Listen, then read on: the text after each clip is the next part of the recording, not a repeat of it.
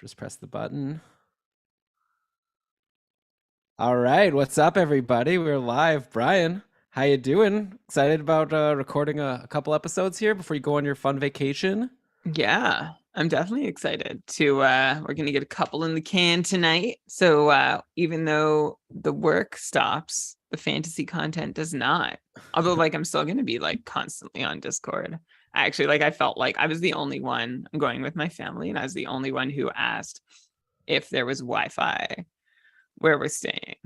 I mean, to be fair, it's like I don't know, it's fun, right? I mean, you're on vacation. People are like, oh, you're on vacation, you should disconnect. And it's like I like part of my hobby, like one thing that brings me enjoyment is chatting with the patrons on Yeah. Discord about fantasy. So it's like if it wasn't fun for me, then yeah, I'd take a break during the holidays. But it's like, why shouldn't you if you like it? Yeah. That's my policy anyways. Well, yeah, exactly. So I just, I hope those around me are cool with it. Like they're all gonna leave the rest of their lives behind, and I'm gonna bring this little piece with me. Well, I mean, hopefully you'll have good judgment, not like in the middle of a family dinner or whatever, and you're I just hope not excuse to me be one second. sitting on a beach and scrolling through my phone. That's not gonna be it.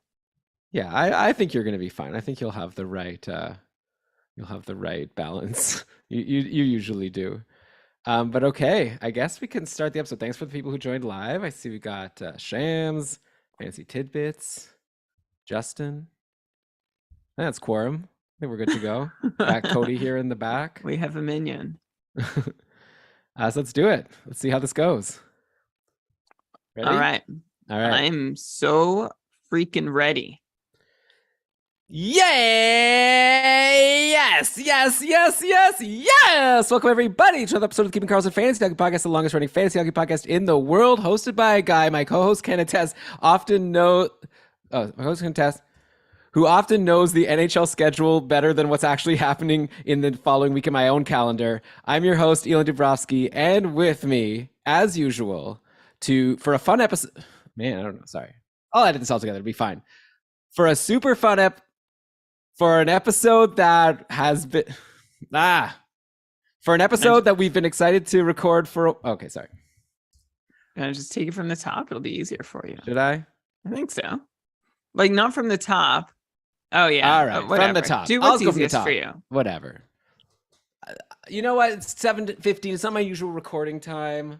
I know. We're an hour early. It's like our internal clocks are not ready to podcast. They're like, what are you doing?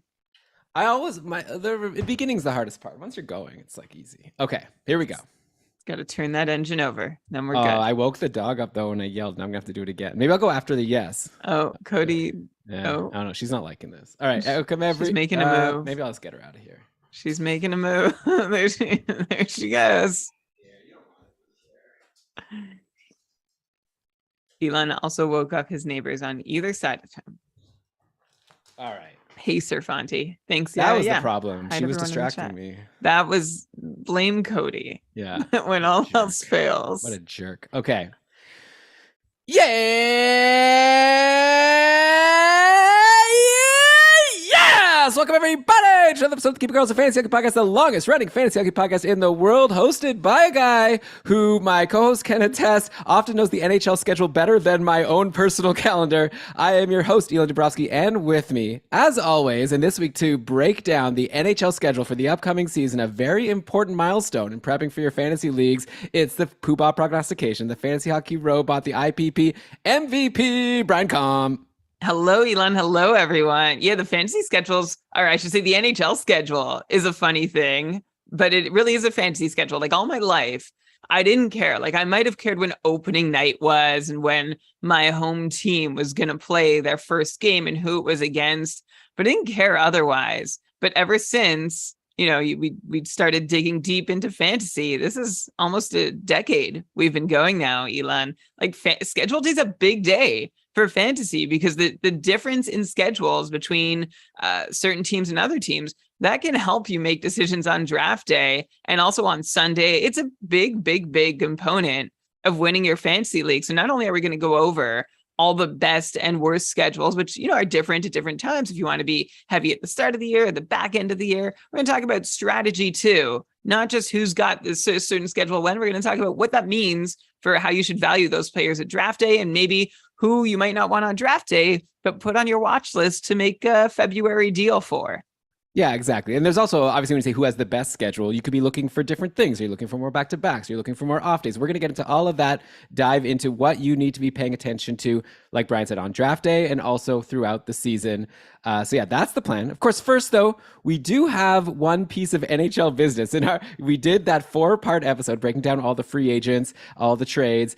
There has been one important thing that's happened since then, which is that John Klingberg signed a contract with the Ducks. So we'll get to that first. So that's setting the table for this episode that we're going to record. For those of you watching live, we're even going to record another episode after we talk about the schedule. So we'll get to that in a little bit. But first, Brian, before we get into everything, let's of course stop down and mention that we are presented by DobberHockey.com. And we're very proud to be able to say we are so, because that's the site that releases that amazing guide every single year. And it's out with projections. Like, it feels like it's only at the beginning of August. Dobber's got it. And don't worry about like, oh, but it's not gonna be up to date. They update it all throughout the preseason. So you buy it once, and then you just keep downloading it as it gets updated. So it's really cool. Check it out, DobberHockey.com. But with that, Brian, let's dive into John Klingberg, okay? We'll set the table with that, and then we'll talk about the NHL schedule. So the one, not the last free agent to fall, right? We still have Kadri. I guess rumors are that Nazem Kadri is likely going to the Islanders. But you know, it's not confirmed yet. Last year, if you recall, Parise and Palmieri were like rumored to go to the Islanders, and then they didn't end up signing until like training camp started, basically. I don't know. Quick aside, I don't know, we're not planning on talking about Kadri here, but if Kadri goes to the Islanders, his fantasy value is like down the toilet, right? Like, there's no way he comes anywhere close to what he did in Colorado last year. For sure. Yeah, I would be worried. I've been chatting with a friend lately who is asking me, like, should I keep Kadri? I'm like, we need to wait and see where he signs. Kadri helped him win his league last year. And now that the Islanders are popping up, that's a big red flag, even with a new coach. We were actually talking about this on our Discord server within the last few days. Someone was saying, like, is Lane Lambert, just because he worked for Barry Trotz, does that mean he's going to coach like Barry Trotz? And, you know, I did some reading. A lot of The Athletic had some great stuff, and I did some poking around, and eventually came to the conclusion that, yeah, it's going to be kind of similar to Barry Trotz. I mean, Lane Lambert was with Barry Trotz in Nashville and Washington, and in both those stops, there were some high scoring moments for Barry Trotz and his teams, but it was never like the first way he aimed to play. And the vibe I got from what Lane Lambert brings is a knowledge of the system that Lou Lamoriello wants the Islanders to play and is building the Islanders to play, which is the same as Barry Trotz's system, but basically a fresh voice to deliver and implement the system. Like, apparently Lou was not happy with how closely the Islanders were listening to Barry, and was like, okay, well, we need someone who's better at communicating this, basically the same curriculum. And so Lane Lambert's in. And so I'm not expecting any drastic changes in this play style of the Isles. So if Kadri does land there, it's not great for Kadri. It's not great for Barzal. I mean, it's kind of bad. The Islanders are a really tough team to want to have players on for fantasy reason. You've got Noah Dobson and probably Ilya Sorokin. But other than that, I don't think there's anybody who's going to make you happy all season long on the Isles roster. Barzal has a shot, but last year he was so frustrating. So we kind of need to like take a breather from him. And especially with all the schedule drama, like, it was huge to know last season, since we're talking about schedule, that the Isles played barely at all in weeks. I think it was 3 and 5, and had like a 12-game road trip. And their arena was like being built, and they weren't playing at home. And it really showed up on the score sheet. I owned several Islanders. You might be able to tell by how scarred I'm sounding talking about my experience with them last season. So yeah, I'm not going to be so attracted to the Isles. I mean, I will look at their schedule again this year and see if it's any better, which we'll do together. But yeah, if Kadri lands there, basically if anyone goes there, it's just not great news for them. Yeah, and to be fair, like, this has not been confirmed at all. I just meant it as like an aside, and now like Brian's given us some good analysis, which maybe you'll just end up throwing in the toilet because maybe he won't sign there. We're having a question from Chris asking who's the most credible source linking Kadri to the Islanders. I can look that up. I thought I read something that seemed credible, but who knows, right? Who cares? Yeah, Let's just move on. we Let's don't move know. on to something that actually happened. I took it as an opportunity to talk about the Of Isles course. in general ahead of schedule because we're going to be getting to them like just in a few minutes. But there you go. There's a quick rundown on what to expect from anyone in an Islanders jersey this season. I also saw, for what it's worth, and again, this isn't going to matter in the long run, but that Kadri has like several deals potentially in place with teams so long as they clear cap space, and he's ready to sign one once the team is ready. And the Isles are just on that list. That's how I read about it. Oh, I see. Okay. All right. Let's talk about John Klingberg. Okay. He goes to Anaheim. That's done. 1 year, $7 million. Obviously, Klingberg wanted that multi-year, like Seth Jones type deal. Unfortunately for him, he didn't get it. So now we look at least 1 year with Anaheim. Then I guess the plan is he'll go from there. Last year with Dallas, Klingberg had 47 points in 74 games. It's a 52-point pace. He played a lot of time on the power play, almost 60% of the team's power play time. Gotta imagine, I'm just going to give my own opinion here. It seems like Anaheim made a really smart move because they had the cap space. It's a 1 year deal. So this is a team that's like rebuilding, right? So I think maybe you've heard something differently, but I'd imagine the plan is bring in Klingberg, hope that he does really well, and then flip him at the deadline for picks. And like, what did it cost you? No assets. They had to like hit salary cap floors and whatever anyways, because I just doesn't seem like a long-term fit for me, just because, they have Drysdale and they also have a couple prospects like Zellweger. They just drafted Minchukov in the last draft. So it seems like they're pretty set. They have still Cam Fowler at 4 years left at 6.5 million. So it seems like the future for the Anaheim defense is strong. But yeah, for this year, why not bring in Klingberg? Give him an opportunity to succeed, which is what I'm about to get to, which is why I'm kind of excited about him. Make him look really good and then flip him to a contender at the deadline. Maybe they could even eat some of his salary for the rest of the year, and they'll get like maybe a first round pick or something out of it. So, and for a 2023 draft potentially, which is supposed to be such a great draft. So looking at Anaheim, like last year, like Jamie Drysdale kind of went into the season like it looked like he was the top power play guy, but really they ran two pretty even power plays with Drysdale on one and then like Fowler and Shattenkirk on the other. None of those three defensemen hit 50% of the team's total power play time on ice. Like all three were within like 44 and 47%. I'm going to assume that if what I said before is true, that they're bringing him in and trying to make him look good so they can flip him. And even if not, like you're paying $7 million, I assume it's for a top power play guy, right? So I think that it's going to be in everyone's best interest. I'm sure Klingberg also asked for some assurances that you're going to like let me earn that long-term contract I want to get, right?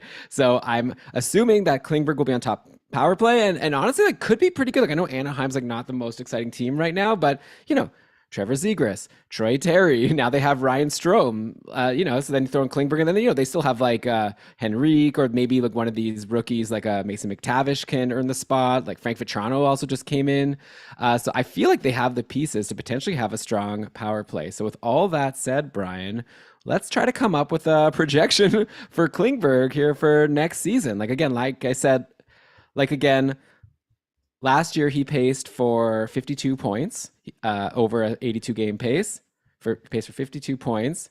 If he had played 82 games, do you think going into next year, is he going to be someone you're going to project to be higher than 52 points or lower than 52 now that he's on the Ducks? And I'm realizing now that Brian isn't here. I don't know where he went. Lewis is here. Oh, it's been a while. How you doing, Lewis? Hope you've been having a nice summer. This will be you behind the mic in a couple months. Yeah. All right. What should I do? Brian's gone. Asked about Klingberg. I guess the other question I'm going to ask is about the rest of the D on Anaheim. I assume like all of them are just undraftable now. So that's a sneak peek. I guess I'll also say that this is like, I guess we already knew that Klingberg was leaving like a while ago. Oh, Brian's back. I was just going to say Heiskanen. It looks so good for him that Klingberg's gone. But anyways, Brian, my question to you, which I know you've prepared for because you read my notes, are you going to project Klingberg for higher or lower than last year now that he's on the Ducks? Well, now that he's on the Ducks, I'm gonna project him for higher than I would have if he was on the Stars. Regardless, I might have projected him for better than he did last year. Last season, Klingberg had basically the second worst season of his last 5 years. Like he's been between 55 and 70 points for 3 of the last 5 seasons. And one was really bad. He was on a 45-point pace, just 26 points in 58 games. That was in 1920. And last season had just that 52-point pace that, Elon, I'm pretty sure you mentioned. So it was a disappointing and very uneven season from Klingberg. on a Dallas team that's very defensive focused. And actually, one really interesting thing that happened to Klingberg last season is his defense really dipped. And I feel like, so he was once a really great setup guy. This is about 3 seasons ago. He was one of the best in the league. He had a fantastic year. And then he sort of dipped, and he's sort of been like regrowing that game and trying to reach that peak. But I feel like one thing that might have happened last season is he was being asked to take bigger risks to make plays and set up, and it really hurt him in terms of how many goals against were going in while he was on the ice, which that could change now that he's in Anaheim. And I guess that's not a terrible thing to hear about if you're like, oh, well, that sounds like a good situation to be in Dallas. But overall, it just didn't seem to be clicking with Klingberg in Dallas last season. So in Anaheim, I think they're going to pay $7 million for a guy who's going to help them compete and work on the power play. And yeah, who's eventually going to turn into some kind of future asset. I think. I mean, we were chatting at the time of the contract. Someone mentioned that he had been offered like an 8 million, or was holding out for a certain number above 8 million with Dallas, and had like a pretty nice offer at one point, but turned it down, hoping for even more. And it was a rumor, but I sort of compared him to some of those other big ticket defensemen, and the difference between them and Klingberg is that Klingberg is not renowned for his two-way game the way other D who landed big contracts are. Like all of those guys, like anyone look at contracts, whoever's making more than $8.5 or $9 million a year with term is known for being amazing offensively, or very good offensively and still good defensively, or very good defensively and pretty good offensively, or they have a reputation that makes them seem like they're those things, but they're not actually, but NHL GMs think they are, so they get paid. Like Seth Jones, for example, he may not actually be better than Klingberg, even though he's making more and has a better contract. He just might have the reputation of being better. Like Klingberg over the course of his career doesn't really compare poorly to Jones in defensive play, which is not, if I asked you, Elon, offhand, who's the better defensive player, Seth Jones or John Klingberg, the reputation is all Seth Jones, but Klingberg is actually in the same ballpark as Seth Jones. And actually, Klingberg has done better at offense and 5-on-5 and much, much better on the power play than Seth Jones. So Anaheim is actually getting a pretty solid guy, maybe on a bit of a bargain. I think Klingberg just ran into a really tough market. Remember, he fired his agent at some point who might have promised him the world, and he didn't get the world. And that might have been because a lot of teams have cap tied up and the cap didn't grow. But I think Klingberg has never really had the PR to solidify his value the way we've come to appreciate or think of other big time defensemen in the league. And I actually, in my own mind, I was like, oh, maybe he's a bit of an anchor defensively, but he's not. Klingberg is solid, and I think that should make him still valuable to someone come February or trade deadline time. Even if Anaheim, like I'm open to Anaheim deciding like, hey, we like this guy. He fits on our team. Let's extend him and keep him around. But at worst, yeah, they flip him for somebody. They pay $7 million for a future asset, which might be more interesting to them than a long-term contract with Klingberg. And why I like him in Anaheim more than Dallas is he probably gets top power play quarterback status right off the hop there, which he had in Dallas, but it seemed tenuous at times. Like at the start of his career, he was 60% was the basic power play involvement, his share of power play minutes in Dallas, and it went up to 75%. But the last few seasons, he's been under 60% of the power play minutes 2 of the last 3 years. And of course, that has to do with Heiskanen and also just Klingberg not delivering there. So I think it's a great move for Anaheim. I think it's a great move for Klingberg. And I think Anaheim is going to be interested in juicing the value of Klingberg as much as possible. So put him on that top power play and see what happens. And I think that's what makes Klingberg kind of a sneaky threat for 60 points this year. He's got a chip on his shoulder. He's got something to prove. He's proven that he has the talent. He'll be quarterbacking a top power play. And in the seasons that he's hit 60 or close to it before, he's had 20 power play points. That's all he really needs. 20, 25 would be even better, of course, but that's all he needs. And then hopefully the 5-on-5 situation will be good enough there. Like Klingberg still feels like a bit of a mystery, but I am, like I said, more interested in him in Anaheim. I'm bumping him a little further up my draft list now that he's in Anaheim than I would have had him if he had stayed in Dallas. Yeah, I think I'm with you. Yeah, I asked you over under the 52 point pace from last year, and you're saying he could potentially hit 60. I'm Maybe he won't going get over. there. Yeah, I'm going to take the over also. I'm pretty into him. And I think a lot of that has to do with I'm really into Trevor Zegras, and I'm really excited to see what he's going to do in his second season. And if he takes off, hopefully Klingberg will be a part of that. Hopefully Troy Terry can keep up what he was doing. So I don't know if Anaheim's going to be a very great team next year, but I think they'll be interesting to watch, and this definitely will add to that. Maybe one day we'll actually get a beat writer interview with the Anaheim beat writer. That's been one of our white whales, and then we could ask what that person thinks. As far as the rest of the defensemen for next year, like we're done with them, right? Like don't draft Jamie Drysdale, don't draft Shattenkirk, don't draft Fowler. Like at this point, like I'd imagine, like unless we see something wildly different from what we're expecting in training camp, which is Klingberg on power play one and maybe not running two even power plays. I just don't see how any of these other defensemen could break like whatever 40 points as a ceiling. Agree. I mean, Fowler was barely draftable. It depends on how deep your league was. He was barely streamable because his success is so scattershot, even when he was quarterbacking the top unit in Anaheim. Shattenkirk, forget it. I mean, we've had our conversations over the years about how reliable he can be offensively. But yeah, his value definitely takes a hit here too, if whatever of it there was. And Jamie Drysdale takes the biggest hit. Like we're doing some patron mock drafts to get ready for the Cupful, Keeping Karlsson Ultimate Patron Fantasy League.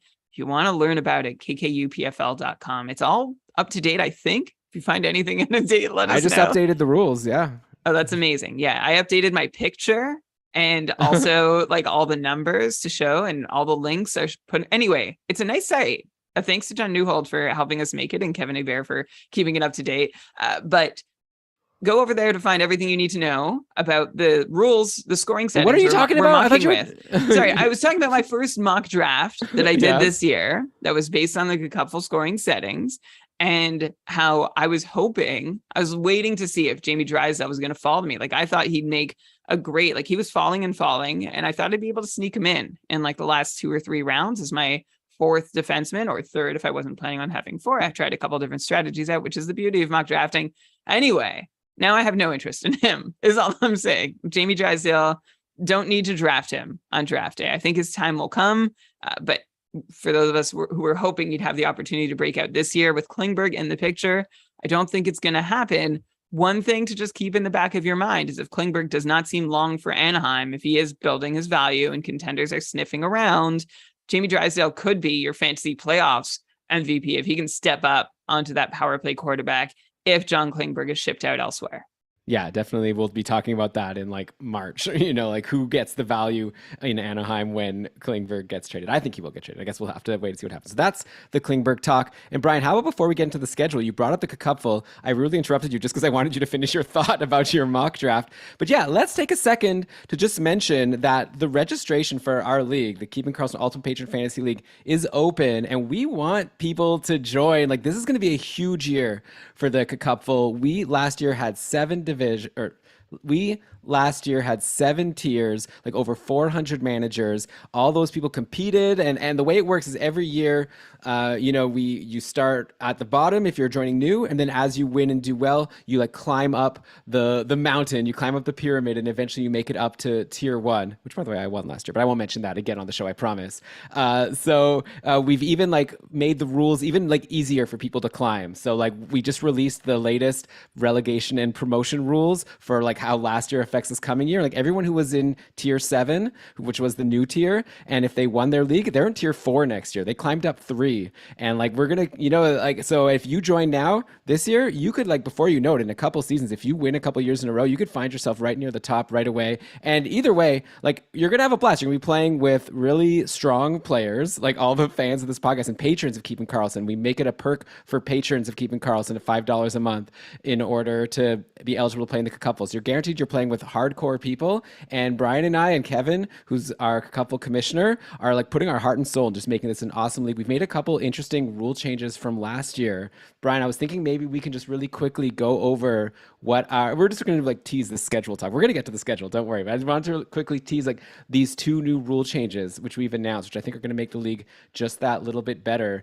Brian, why don't you first talk about, I know you were really excited about this, but we're changing about the draft order for next year.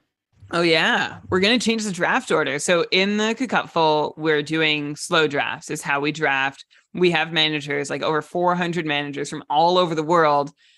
So coordinating everybody to be there live for their scheduled draft time, really hard. And also kind of unfair to anybody. Like we had people who would be up at 2 a.m. in their corner of the world or 4 a.m. or whatever, trying to draft live with everybody. And it's a thrill, but it's not totally fun. And also drafting is one of the best parts of the year. So we do snake drafts on. You mean slow drafts? Let me say So we do slow drafts over on Fantrax. So how that works, if you've never been on one, and it's how we're mocking. You have a pick timer, and it's your turn. And usually the pick timer in like a Yahoo Live draft is between 30 and 90 seconds. Our slow snake drafts have like an 8-hour timer at the start, and then we'll shorten it as needed, and it freezes overnight. Anyway, it's really nice. It's a nice way to draft and really soak it in and extend the experience. And like you get to chat more through it. A lot of fun. Come try it out with us. But the big change we're making, because we've done that already, the big change we're making to our drafts is we are implementing this feature Fantrax makes available, which is called the third round reversal, which means, I'm going to try my best to get this right. It means that we're going to do a normal snake for the first round and then the second round. But in the third round, 14th overall is actually going to kick off the round instead of first overall, right? Because normally first overall would pick McDavid, first overall in the first round. Then they'd get like a player at the end of the second round who's probably pretty close to in quality to the players who I picked at the start of the second round. So they have McDavid plus a player who's equal to or close enough to being equal to 14th overall at the other end of the snake. And then they get the top pick of round 3, which is when, there can be kind of a cliff where things start to drop off. So a person at 14th overall is like, hey, I missed the elite players, and then things start to drop off before I get my third pick. So this kind of levels the playing field a bit for anybody who gets that cheat code and Connor McDavid or Nathan McKinnon or Kucherov or Draisaitl or Matthews right off the hop. It kind of levels it out a bit so that first overall, like I don't think Elon would be making it unfair, but it is kind of unfair when you do get first to 5th overall. You get a player that is just not available to those at 14th. So the third round reversal, basically what you do is you repeat the second round draft order in the third round. So 14th overall picks first, and you snake backwards for 2 consecutive rounds. And then we continue snaking from there. So 1 to 14 in the first round, 14 to 1 in the second round, 14 to 1 in the third round, and then 1 to 14 in the fourth round. And you keep reversing snaking from there. How'd I do? I think it makes sense. And yeah, just to really like hammer home the motivation. I think it makes sense. And yeah, just to really hammer home the motivation here, it just seemed like too much of an advantage. And we had a lot of great patrons like running the numbers and just like kind of really looking into like what's the impact of like having a first pick versus 14. And we just wanted to even it out a little bit, where if you have 14th overall, it's like, I missed it on the elite guys, but you get the first pick in the second round and the first pick in the third round to make up for it. And yeah, like Brian said, like sort of what's a typical like early second round pick in this year? Maybe you're getting like a Brady Tkachuk, or maybe you're getting like a Patrick Kane. And then at the end of the second round, who are you getting? Like maybe I'm trying to guess, like a Jake Gensel or maybe a Jack Hughes type. Like, is there really like that? There's a little bit of a difference, but maybe like not that much of a difference, as opposed to the difference between, first and 14th, which is like McDavid versus, I don't know, Vasilevsky or It's whoever. A lot bigger for the difference between 15th and 28th. Yeah. So anyway, our motivation is just to even it out a little bit. So hopefully now, if you get first overall, you'll still be happy. If you get 14th overall, you'll be a little bit more happy than you would have been otherwise. That's just one of the changes we're making for Couple this year. The thing with the Couple is every year we always try to tweak the rules. We don't want to make any crazy changes. We want to tweak it just a little bit to make it more fair and more fun for everyone. Another big change we're making is last year, if you played, you may have noticed that goalies had a lot of value. Like when you were basically deciding on who to stream on a Sunday to get that last games played, it was like obviously try to find a goalie because they were getting too many points per game. So we've decided to like cut down the value of goalies just a little bit. We've changed the value of a save from 0.35 to 0.3, which doesn't sound like much, but actually it does have an impact. Also in general, just my feeling with goalies in fantasy is it's like this is the most unpredictable position, right? Like, you go into your draft, you try your best to pick, if you get Vasilevsky and Shesterkin, yeah, you're probably going to get like really good results. But like otherwise, you take a swing sometimes that you take a high pick on a goalie and they end up not even being that good. Look at Robin Lehner last year. And sometimes you like wait a while and just grab the next best available goalie. You end up getting like Frederik Andersen as like the 12th, and then he ends up being one of the best, right? And it's like, do we really want the person who just kind of lucked into the best goalie or had bad luck and ended up using a high pick and not getting a goalie? Should that really like have such a huge impact on who wins the league? Like obviously we want goaltending to matter, but we don't want it to necessarily be like you need to get a good goalie at the right time in order to win. So yeah, by decreasing the value of goalies, I feel like what we're also doing is just decreasing the impact of luck, which I think is good. So you'll draft a good goalie, you'll try your best. If you don't draft a good goalie, if you'll still have a chance to win by just maybe like dropping your goalies and running more skaters or only running one goalie or trying to stream. So we're just trying to open up more avenues to victory. So yeah, that's the explanation for why we've decreased goalie values a little bit. And you'll be able to go to our rules site and link to some data on like using last year's stats, how everyone ranks and how everything shakes out with our new goalie scoring. But I think it's going to be good. I think we've got it. We've been tweaking up and down. Maybe a couple years ago, people were annoyed that goalie value was like too low, and that like the way we had it, there were a lot of negative games, which really hurt you. I think we might have it just right now. So obviously, we'll see how it goes. Like a little pinch of salt. See how things go next year, and if it's if it's not just right, then maybe it'll be add a little sugar. I don't know. I don't know about how to cook. Maybe some cayenne if things are feeling really drab with the new goalie scoring, but I don't think they will be. And I think drab goalie scoring is kind of what you want. The bane of fantasy since I've been playing is how to moderate or mitigate the impact of goalies. You want them to count, but they can so easily decide everything. And a lot of league design is figuring out exactly how powerful you want them to be. And as you mentioned, Elon, back in season 6, so it was a couple of years ago, we're about to enter season 8 of the Cupful. Back in season 6, people were frustrated because their goalies were getting overly, we had a high penalty. It was -2 fantasy points for a goal against. And people were frustrated because they were starting goalies a lot.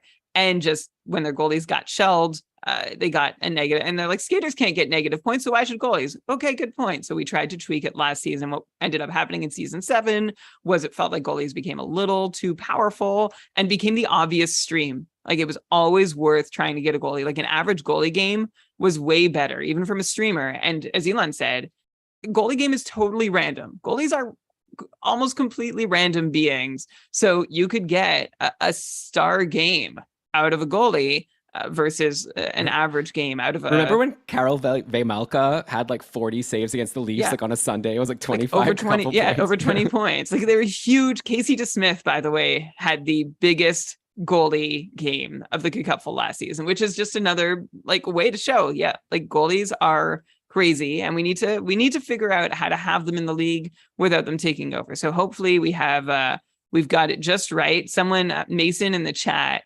on our Discord server, was saying, like now our sort of scoring is lining up a lot with how default public league settings have been. And I was like, have you guys been trying to get too cute over the years and now you've found your way here? Have you succumbed to pressure? And it's like, yeah, I think we just organically, we tried to set it up a certain way.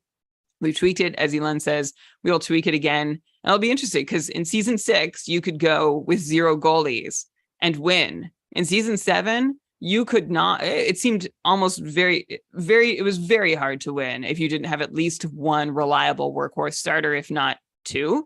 And so I'm actually curious, Nate over at Apples and Ginos, the Apples and Ginos podcast, is in the Cupful, and like he's written about his 0G strategy. And then after the end of this past season, he wrote about how he was wrong about 0Gs. So now I'm curious to see if 0Gs can somehow be another. I'm sure he'll do the work and let us all know on how our goalie scoring is shaking out this year. But I'm excited for it. Goalies still important, but not too important. Yeah, okay, so those are just a couple of the things we've been cooking up in Cupful Labs. So we obviously have a lot of our other cool, unique features of the league, like our somewhat controversial, but I still contend, and Brian, we talked about it a lot in an earlier episode, I think our rule about being able to do counter offers to trades makes our league like a lot better. You don't have to worry too much about like rip-off trades ruining your league. We have that, a lot of other things. So, over the next few episodes, we'll be telling you more about the Cupful, but really just trust us. Like it's gonna be a blast. If you haven't played before, cupful.com, register, get in there, and we're gonna have an amazing season. Yeah, we have a lot of people who come in and say, like, I've conquered my home leagues and I want to see what this is all about. And it's accessible. Like Elon said, like it's hardcore if you want to be hardcore. But if you're also learning the ropes, it's also a safe place to do that too. Like all our leagues are moderated. Everybody's like it's a tiered system. So you are going to be playing against managers of similar quality and competition, especially after your first year. Yeah, so come check it out. You've played against the rest. Now play against the vest. Is that a good? I don't know if that's the tagline. Actually, Brandon, our logo guy, likes take on the world. He suggested we use that. I said it to him in a chat. It is cool. You play against people from all over. So yeah, Yeah. that's the cupful. With that, Brian, let's take a break and then finally get to the schedule, which we've teased. It's in the episode title, and everyone thought that's what they're going to be listening to. So that's what you're going to get in just a sec. You're listening to Keeping Karlsson. All right, we are back, and Brian, for part 2 of this episode, let's dive into the 2022-23 NHL schedule. We had a question back when the schedule was dropped back in early July, and it was a patron, Mike Bogdan, who had the idea for us. He said, with the schedule officially out, an episode going over it would be sweet. Teams with the most back-to-backs, off nights, etc. How did they affect goalies and teams, overall fantasy implications? And I thought, like, that's a great idea. We've never really done this, and I think it's such a critical part of planning for the season. So let's devote an episode to it. So like we said at the top, there's just so many different ways to like I decided today to sit down and start doing some schedule analysis, and there's just so many different ways to like look at the schedule, so many lenses to look at it as. So we'll just go through some examples of different things that may matter to you, and as we go through it, we can discuss like how we think this matters, if you should take this into account when you're drafting. So to start it off, let's just look at the total number of games for the season, right? You might think, oh, well, everyone plays 82 games a season. What are you talking about? But of course, the fantasy season is not the same as the regular season. Like for the cupful, we're not counting those last 2 weeks because for obvious reasons, right? The NHL's crazy right at the end of the season. Like teams are resting their stars. They're not. We don't consider them to be like significant games. It's too annoying to be playing in a fantasy league where you have to be worried that like your star player is just going to get benched because they're getting rested for the real playoffs. So if you look at the total number of games for the season that's just like the fantasy season, at least for us in the couple, not counting the last couple of weeks. Brian, the Islanders, the team that you said was your bane last year that played so little at the start of the year, this year you're actually getting one more game out of the Islanders. They're playing 78 games during that stretch of the season, not including the last couple of weeks, as opposed to Seattle Kraken, who play the fewest number of games, 75. So, you know, if there's a tiebreaker and you're looking at an Islander versus a Kraken player, yeah, those couple extra games might make a difference for you. Of course, it depends when in the season those things are happening. But that was like the first sort of overall thing I wanted to throw out there, that to start the season or like all the way up until the fantasy playoffs, yeah, the Islanders play the most and Seattle plays the least. Is this something that you're going to take into account? Like, I almost feel like a lot of this will be, I'm going to throw a bunch of stuff at you, Brian, and then I'm going to ask, like, do you care? And if so, like, how much? Or can we just move on? You know, I don't really care about who's playing the most or the least. I care about when they're playing, as you already alluded to. So and I've already sort of like torpedoed the Islanders. By the way, someone who I find is falling in mocks, I find Anders Lee and Matt Barzal are both falling in mocks. Noah Dobson is not. Like he still seems like a pretty hot commodity. And I know Anders Lee has not looked like his best self for a while, but I'm still pretty high on what he's able to do. Like he was a 60-point player 2 seasons ago. And like, I know he's been a 50-point player in his career more times than a 60-point player, but I'm wondering if a coaching change is going to help getting him going. I think in addition of another center would work well for him. So he's someone that I'm kind of watching as like a later round. Like I'm not going to go get him where I usually can, but this is a guy who has the potential to score 40 goals in the league. He's done it before. I think he's also good for 30 goals in leagues that reward goal scoring as a format. I think he'll still be on the top power play. So I like Anders Lee. I'm not drafting him more because the Islanders play the most games during the fantasy season. Again, it depends on when. But while we're talking about the Islanders, he's someone I kind of have my eye on for a potential bounce back. Yeah, well, keep in mind when you're talking about Barzal and Lee forever, for the past like few seasons, it's been those two playing together. Last year, right at the end, they swapped it out, and Lee was playing with Brock Nelson and Beauvillier, and that Lee-Nelson connection exploded. Like they were so good. Like Anders Lee, like when you look at his total numbers on the season, yeah, it was only a 50-point pace, but if you dive into the splits, he only had 14 points in his first 30 games. The second half was fantastic. He had 32 points in 46 games with a ton of goals. And yeah, it seemed like things went really well with Brock Nelson, which is like good for Lee, and good for Nelson. But again, that maybe makes me a little more nervous about a Matt Barzal because I don't know who he's going to be playing with next year if he's not on that top line with Anders Lee. Like last year, Barzal ended the season playing with like Parisi and Wallstrom, which I don't love for him if that continues. So yeah, but anyway, I guess that's I don't know if you want to respond to that or if I can move on to my next tidbit about the schedule for you. I'll just say that Brock Nelson is not someone I expect to repeat his season last year. And that might be a little hypocritical because I am saying it based on his shooting percentage. Whereas Anders Lee, his 40 goal season, like Brock Nelson, for the number, he shot 22% last year. He shoots 14% over the course of his career. And his shots didn't look any more dangerous or threatening than in prior seasons. So I'm not buying in that he's going to be a 40 goal scorer, 70-point guy. I think he's probably going to go back to, 55, 60-point guy. Actually, he'll be an interesting person to watch because he was Barry Trotz's favorite. Like he was Barry Trotz's basically son on the team. So we'll see how a coaching change impacts his play. Whereas Anders Lee had his big year with also big shooting percentages before we knew whether or not he could keep them up. And after oscillating back and forth a couple of years between like really impressive shooting percentages and pedestrian ones, he's still kind of bouncing back and forth, which is why I think there's hope. Like if you asked me, Elon, who's going to score more goals next year, I would take Anders Lee over Brock Nelson, which might be a bit of a hot take just going by their numbers last year, but going over their career numbers, I don't think it's hot at all. Okay, yeah, I'll agree with you there. You just want to move on from Brock Nelson and Anders Lee, as you should. A little. Yeah, yeah, we have all some do. stuff to get to. Yeah. So like I said, Seattle has the fewest number of games over that stretch of the season that we care about for fantasy. So that's definitely something to keep in mind. I'm excited that still I'm going to draft my Bjorkstrand late if I can get him. We'll see what happens with the goaltending if Grubauer can pick things up. But yeah, like I guess of course though, like you said, Brian, what matters not as much as the total number of games is like when the games are happening. If you look at I don't know. So there's kind of two lenses here. I feel like I care a lot about what's going to happen like to start the year.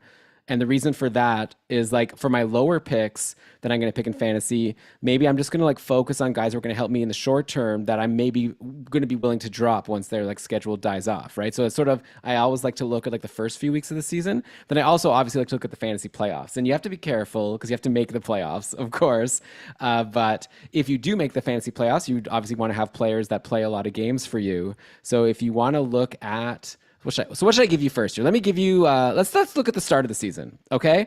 Because while I said that the Islanders play the most overall, actually they're not in the list of teams that play the most in the first, let's say 4 weeks. I looked at the first 4 matchups on Yahoo, which is actually over 5 weeks. The first week of the season is actually really weird. There's only there's like one game on a Thursday, one game on a Friday, and they're both Nashville versus San Jose in Prague. And then there's like no games until like the next Tuesday, and then they go Tuesday till Saturday of like normal games, and that's sort of the first official week of Yahoo. So right off the bat, I'm looking at Nashville and San Jose, right? You're going to get those 2 extra games right at the start. So if you're at the end of your draft taking your last pick, maybe you grab a Ryan Johansson or, over like whatever other sleeper you had. And then, you could always drop him for someone else after those first 2 games. Maybe you grab even Kevin Lankinen, who I don't know if people even are aware, but he's the backup for UC Saros now for next year. I assume. I mean, I guess he has to still earn the job in camp, but he signed a $1.5 million 1-year contract. So I'm sure they're not just going to give UC Saros.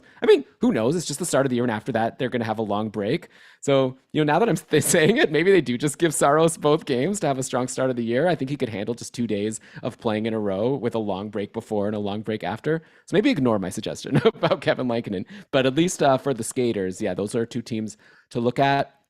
And then as far as the most games, again, over those first 4 matchups, I'll just show you a bunch of teams here. It looks like LA is going to play 14 times, San Jose 14 times, and then the following teams play 13 times: Toronto, Vegas, Washington, Florida, and Anaheim. So those are some teams you may want to target just to get a lot of games early on in the season. And then your teams to avoid would be St. Louis and Calgary, who only play 9 and 10 times overall in those first 4 matchups which stinks. That's like just 9 times in 4 matchups. That's just barely over 2 games per week. That's like what, Brian, you were talking about with the Islanders, right? So like I like St. Louis. I'm not going to shy away from like a Tarasenko because of this, though it will be really annoying to have Tarasenko. And that, yeah, maybe on for a tiebreaker, I would maybe shy away because I don't want to like lose my first 4 matchups because I'm hardly getting games for my superstars.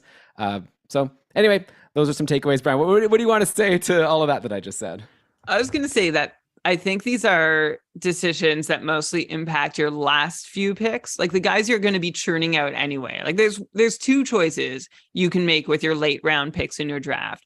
The first is to go for like the low cost, high upside players. I'm thinking back to last year. I know Michael Bunting was one of them. Jesse Puljujarvi was another. Like these guys, and they both went similar directions for a bit and then opposite by the end of the season. But you can look for those guys who have that huge upside, who are going to be boom or bust, and you have kind of dibs on them. Lucas Raymond was another one who, he kind of fooled me personally at the start of the season by busting and then booming. But that's an option, right? You can go for the guy who's going to end up giving you value way above that draft pick, but there's maybe like a 10-20% chance he's going to do it. And that's a fun way to use your picks. The other way, and you're going to churn those guys out if they don't perform in the first week or two anyway. The other way is to save yourself the cost of churning in time spent and moves spent, and start by just adding your first couple streamers. Like if you look at it, if you're drafting in the cupful, we have an 18-man rosters. So you can look and say, okay, I've got 14 players on my roster. I've got 18. You can look at it and say, I have 18 players on my roster, 4 moves a week. I'm going to look at my last 4 players as my streamers. And you can start streaming at the draft, which is where you would bypass these guys who are on teams that are barely playing in those first few weeks. And you can try and go for the players who are playing more games in those first weeks. And again, those high risk teams that Elon has pointed out who aren't playing a lot are. Oh, do I have that? Is it Anaheim? No, Brian, I'm not going in order. You have to. I was talking sorry. about teams. I said that not high risk. Risk Sorry. is nothing I'm going to get to. Don't use the word Okay. risk. Yeah, I'm talking okay. about fewest games played as Fewest St. games. Louis and Okay. Calgary. And that's when you might start avoiding the players on the games. And that's when you might start avoiding the players who are not playing often at the start of the season, St. Louis and Calgary. Like I wouldn't be looking at, I don't know, Noah Hannafin with my 17th rounds pick if I can pick someone who's just going to play more often, because Hannafin might get churned out anyway. So those are 2 strategies. Go high upside or start streaming at the draft with your late round picks. But Elon, like you said, for sure, I wouldn't want Vladimir Tarasenko to be sitting doing nothing for the first few weeks, which are crucial in fantasy, right? You don't ever want to have to be playing from behind, especially in a super competitive league. I wouldn't bump him too far down my draft list because of it. But if there are 2 players that I see as equal, yeah, I'll look to the schedule to tie break. But I might also look and see how St. Louis's playoff schedule is looking. And if it's really good, I might decide to suffer through the beginning of the season with Tarasenko so that I can get extra games out of him later, which, Elon, I'm sure you're going to tell us shortly who's going to have the best playoff schedule. Yeah, I mean, I could do that right now for you if you'd like. Well, specifically with St. Louis. So again, like obviously it depends on your league, right? So this is going to have to be an exercise to the listener here to go Dauber Hockey, like at Frozen Tools. They have a really great schedule tool. So you can go look at that. Or I even made one myself. KeepingKarlsson.com/tools will take you to my spreadsheet where you can play around with the schedule a little bit. But for the cupful, right, the way we do it is 6 teams make the playoffs. And we have 3 playoff rounds. The first and second ranked teams get a bye for the first 2 weeks. And then after that, so then, 3 places 6 and 4 plays 5. And then, so then there's like 2 weeks after that potential bye week. So if you get the bye, you don't have to worry about that March 13th to 19th week. The next 2 matchups, your semifinals and finals, St. Louis plays 4 times in each of those weeks. So if you had Tarasenko all the way through, if he's still on St. Louis, I guess there's still rumors that he might get traded. So maybe he's not the best example here. But yeah, St. Louis has a pretty good schedule. I mean, the playoffs are really tough to look at in terms of who's going to play a lot. Because, I mean, you have to get, like, you could say, like, who plays the most throughout the whole time. But it's almost like if you get eliminated, who cares how many games your team plays in the finals? So, like, I'm looking at, for example, teams that play 4 times in each of the first 2 weeks of our playoffs are Boston, Colorado, Nashville, Toronto, and Vancouver. So right away, like we've said, Nashville is a team that also plays 2 times to start the year. So you're getting Philip Forsberg, and he's going to give you 2 games, right, to start the season. You're also getting a couple good weeks to start your fantasy playoffs if you make it. So they're a team to look at. Though there's going to be pros and cons with all these teams because when I get to light days, Nashville is actually not going to do well in that metric. So I'll get to that in just a sec. But anyways, as far as your playoffs, I don't know, Brian. I don't really want to dive too deep into playoff schedules just because so many people's leagues are different. And also it really depends what you want to weigh. I will say for a couple, 2 teams that don't have a good first week schedule for the quarterfinals, Detroit and Florida are the only teams that play 2 games in that first week. So if you scrape into the playoffs, like not first or second, but if you're in third through sixth and you're like depending, if you have like a stack of like Barkov, Matthew Tkachuk, and I don't know, Sam Reinhart, that's going to make it really hard for you in that first round. So you may want to avoid in cupful anyways, loading up on too many Panthers and Red Wings just because you're not going to get too many games out of them in that first week. And again, these are good things to keep in mind for your tie break decisions. It's not like I wouldn't want to put too much weight in any of this, like in bumping a player drastically up or down my draft list. But this is something you can do if you're really having a hard time looking. And I would actually use the playoff schedule. Of course, Elon said we're not going to get into it because too many leagues have different playoff schedules, but you know yours. Find the schedule. Actually, I really should shout them out. Someone on Reddit, like the subreddit for r/fantasy hockey, does a fantastic job of posting a schedule. We also, Elon, you maintain your own over at our suite of tools that you can access at cupful.com as well. I'd be looking more to make my decision over who has the better playoff schedule than who has the worst opening couple of weeks schedule. And going back to Nashville just for a second, Brian, I think just to be fair, like just to really hammer the point home, like it's hard to make the playoffs. In the cupful, it's hard. I wouldn't focus too much. I know there's someone on this call who didn't make the playoffs, and if you drafted based on that, that wouldn't have helped. Maybe you took your Islanders because you liked that good playoff schedule. Yeah, that's a very good point. Don't take anything for granted. And I am speaking yeah, and the cupful, you're right. In the top tiers of the cupful, you don't want to look too far ahead to the playoffs. You don't want to be stuck once you get there, but it's a point very well taken. But also, I think one thing to keep in mind is there's trades in fantasy, right? So you could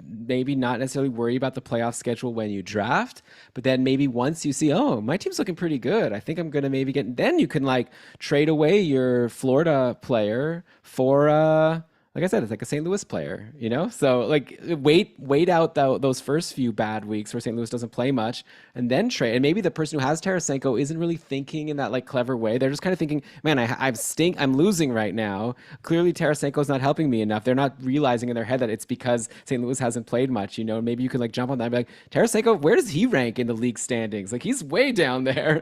Yeah, maybe that would be another strategy you could employ. Like you sort of like play the schedule, make trades for the teams at the right time. Which, of course, depends very much on how aware your opponents are of the schedule. Like in a couple every year, like I know who the Sharks are because around January or just even December, when they're feeling good about their playoff position, I'm getting trade offers from my guys who have top playoff schedules. Like it does become a race to add those guys once you're in a nice position. But yeah, like I said, point very well taken, Elon. That's my hubris speaking, which is undeserved based on my performance in the last couple of years. Yeah. Well, no, it's totally fair that you like focus on the regular season for like I was speaking more to like your home league, your friends league.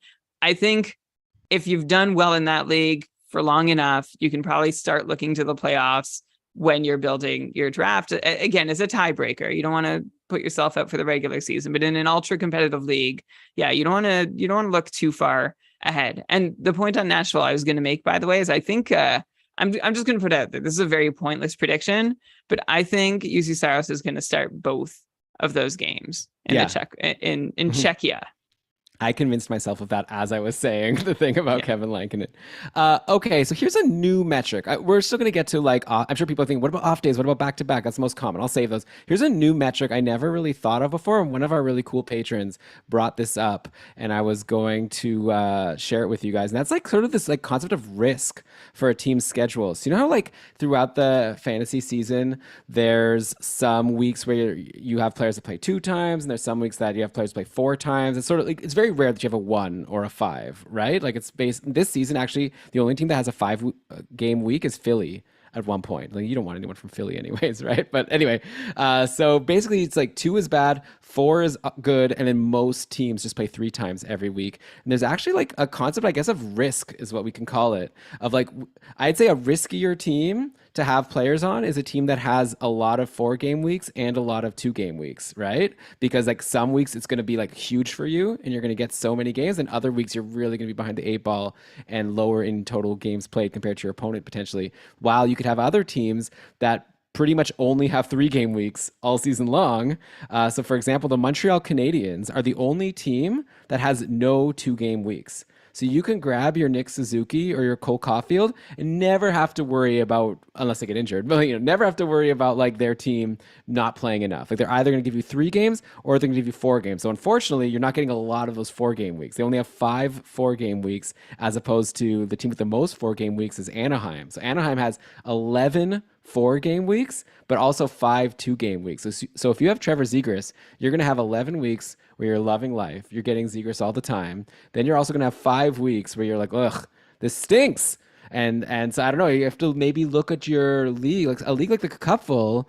Like in order to make the playoffs, you probably need to like it's only 6 out of 14, right? Make the playoffs. So that means you need to have a better than 500 schedule to get in. So in a league like that, maybe you want to potentially not take the risk of having too many Anaheim guys, because those 5 weeks where they're only playing twice is going to hurt you. Yeah, maybe you'll be really well off, but imagine you still lose a couple of those 4-game weeks just because maybe your opponent also had a really good schedule, or for whatever, or you had an injury.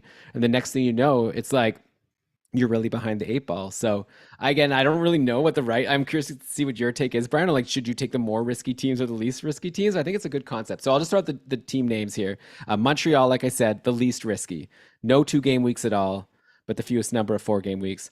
Then the teams that have only 1 2-game week are LA, Pittsburgh, Seattle, Tampa, and Toronto. So I said before that Seattle like has the least number of games, but at least like you're getting at least 3 games per week out of them every week except for 1. And then on the other side, that was just like so much info. So people might want to just like re-listen to this podcast. I don't know. I don't like it, or you could just like, we'll share all our data with the patrons, of course. The high risk teams, the teams that have a lot of 4-game weeks and a lot of 2-game weeks, Anaheim, Arizona, Boston, Florida, St. Louis, Winnipeg, all have 10 or 11 4-game weeks, but then also more 2-game weeks. So it's a lot. How can you really like remember all these team names? But it's just a concept that you can decide if that's important to you. And Brian, is that important to you? High risk versus low risk? Man, I don't know. I feel like those 4-game weeks, when you're streaming, you're very happy to find a player with a 4-game week. And if you already have someone on your roster who's playing 4 times, that's a freebie and you're excited for it. Of course, it's offset. You're going to be hurt about, relatively as many times as you're going to be helped by those extra games. A 3-game week, I don't know, Elon. It's kind of like blah. Like the Montreal, like it's great. They never play twice in a week. But to me, that's not a plus. Like if I'm going to draft a star, I want them to be going, on average 3.5 times per week. If that's, I guess everyone on average is going to be roughly the same amounts of games per week. But I'm happy to get a few 4-game weeks in and then chance a couple 2-game weeks where I hope the rest of my team carries me. I don't know if that's a high risk strategy. I also think there's no right or wrong thing to do. This is just like basic preference, but I think I'd rather have the extra help some weeks and then have to fight a little harder in the others when my players are playing less. And I think while I'm saying that, I'm realizing how mad I will be when my guys have just 2 games. I'll probably be in my division chat being like, oh, how am I supposed to win when Philip Forsberg's only playing twice this week? But I just think that's how it goes. I think it's good to keep an eye on, especially for streamers, but I don't think I would let this change my draft board at all. Let me prioritize players from one team over another because they have like a differently, different distributions in their schedule. Yeah, I get what you're saying. Maybe it's a matter of quantity. Maybe you just don't want to have too many high risk teams. I'll be curious to hear from the patrons and like from the listeners. You could tweet at us also keeping Karlsson. Let us know what you think about this concept, because this is kind of something new that we just was invented, I guess. I don't know, recently. Hadn't really ever thought about it before. Maybe you don't want to have too many players from different teams that all have like this high number of 2-game weeks.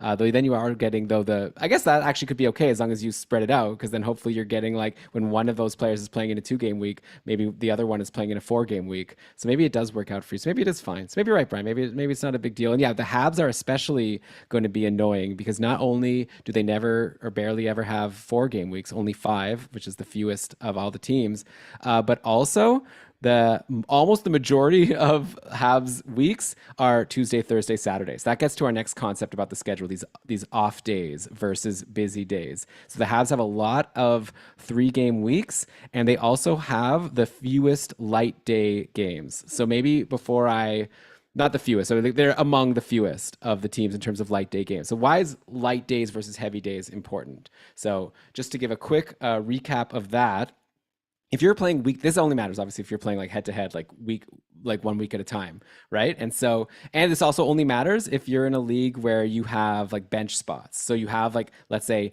18 players on your team, but you can only fit 10 forwards, like 4 defensemen, like however it works out. In the couple, we have 6, 2 centers, 2 left wing, 2 right wing, and then we also have 2 util spots. So theoretically, you can have up to 8 forwards, and then there's 4 D spots, which gets to 12 and 2 goalies. Yeah. And then the 4 bench spots. So if, let's say, all of your players, let's say you have 18 players on your roster and you only have 8 forward spots, and if it's a busy day, if it's a Saturday where almost all the teams are playing, people know what I'm talking about here. You're going to have to make some bench decisions. You're going to have to like have some forwards that even though they're playing, you're not going to be able to actually play them on your fantasy team. They're sitting on your bench. If they do well, it's the most frustrating thing in the world, right? Like, it sucks to have to make it. Wouldn't it be better if on the Saturday, only 8 of your forwards were playing, and then also, but on the Friday, like those ones that weren't playing on the Saturday, they played on those days, that day, and on Sunday, let's say you had some forwards play Friday, Sunday, and then all your other forwards played Saturday, then you're getting all the games,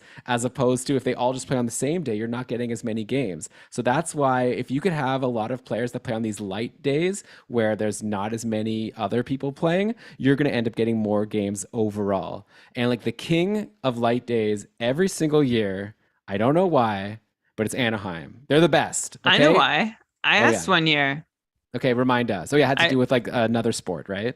No, it had to do with LA. Like Anaheim and LA have this like informal agreement between each other that LA plays on the Tuesday, Thursday, Saturdays, and Anaheim schedules theirs on the off days in between at home. And so the home games are not going to be on busy days. Interesting. Yeah, like I guess it's because of their proximity. They're both California teams. Like I don't think they need to do this. It's not like they share an arena or anything, but there is this like sort of a camaraderie between them where they have this unspoken agreement, and you'd think maybe they'd flip it year in, year out, right? But I guess LA was there first. They want those Saturday night games. They don't want to compete with anyone for them, and somehow they make it worth Anaheim's while. But this is a calculated thing.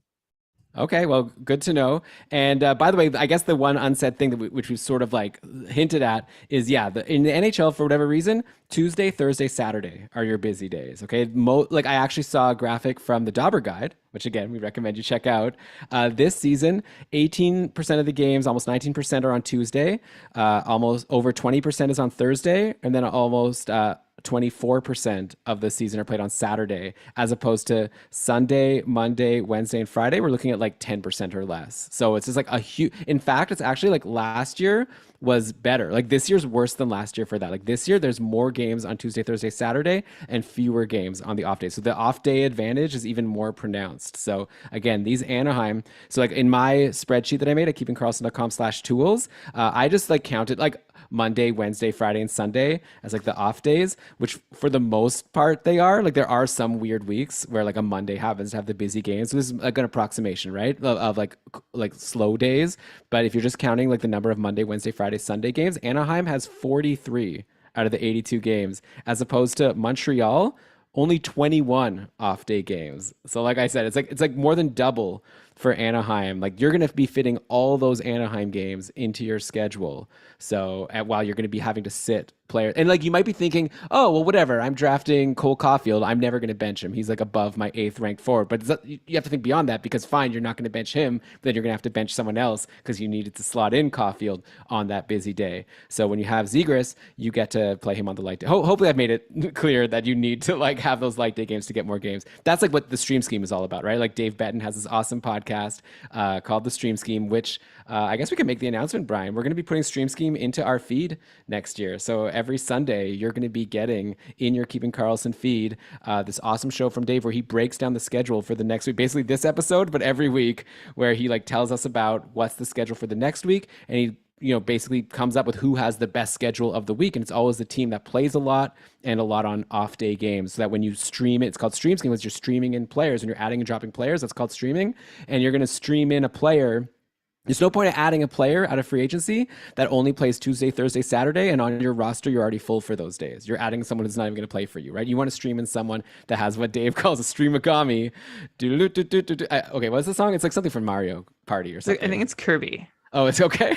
Well, anyways, yeah, you want to get that streamagami, which is Monday, Wednesday, Friday, Sunday, like 4 games all on off days. Wow, that's like the sweetest stream. You're going to get all 4 games from that person that you add.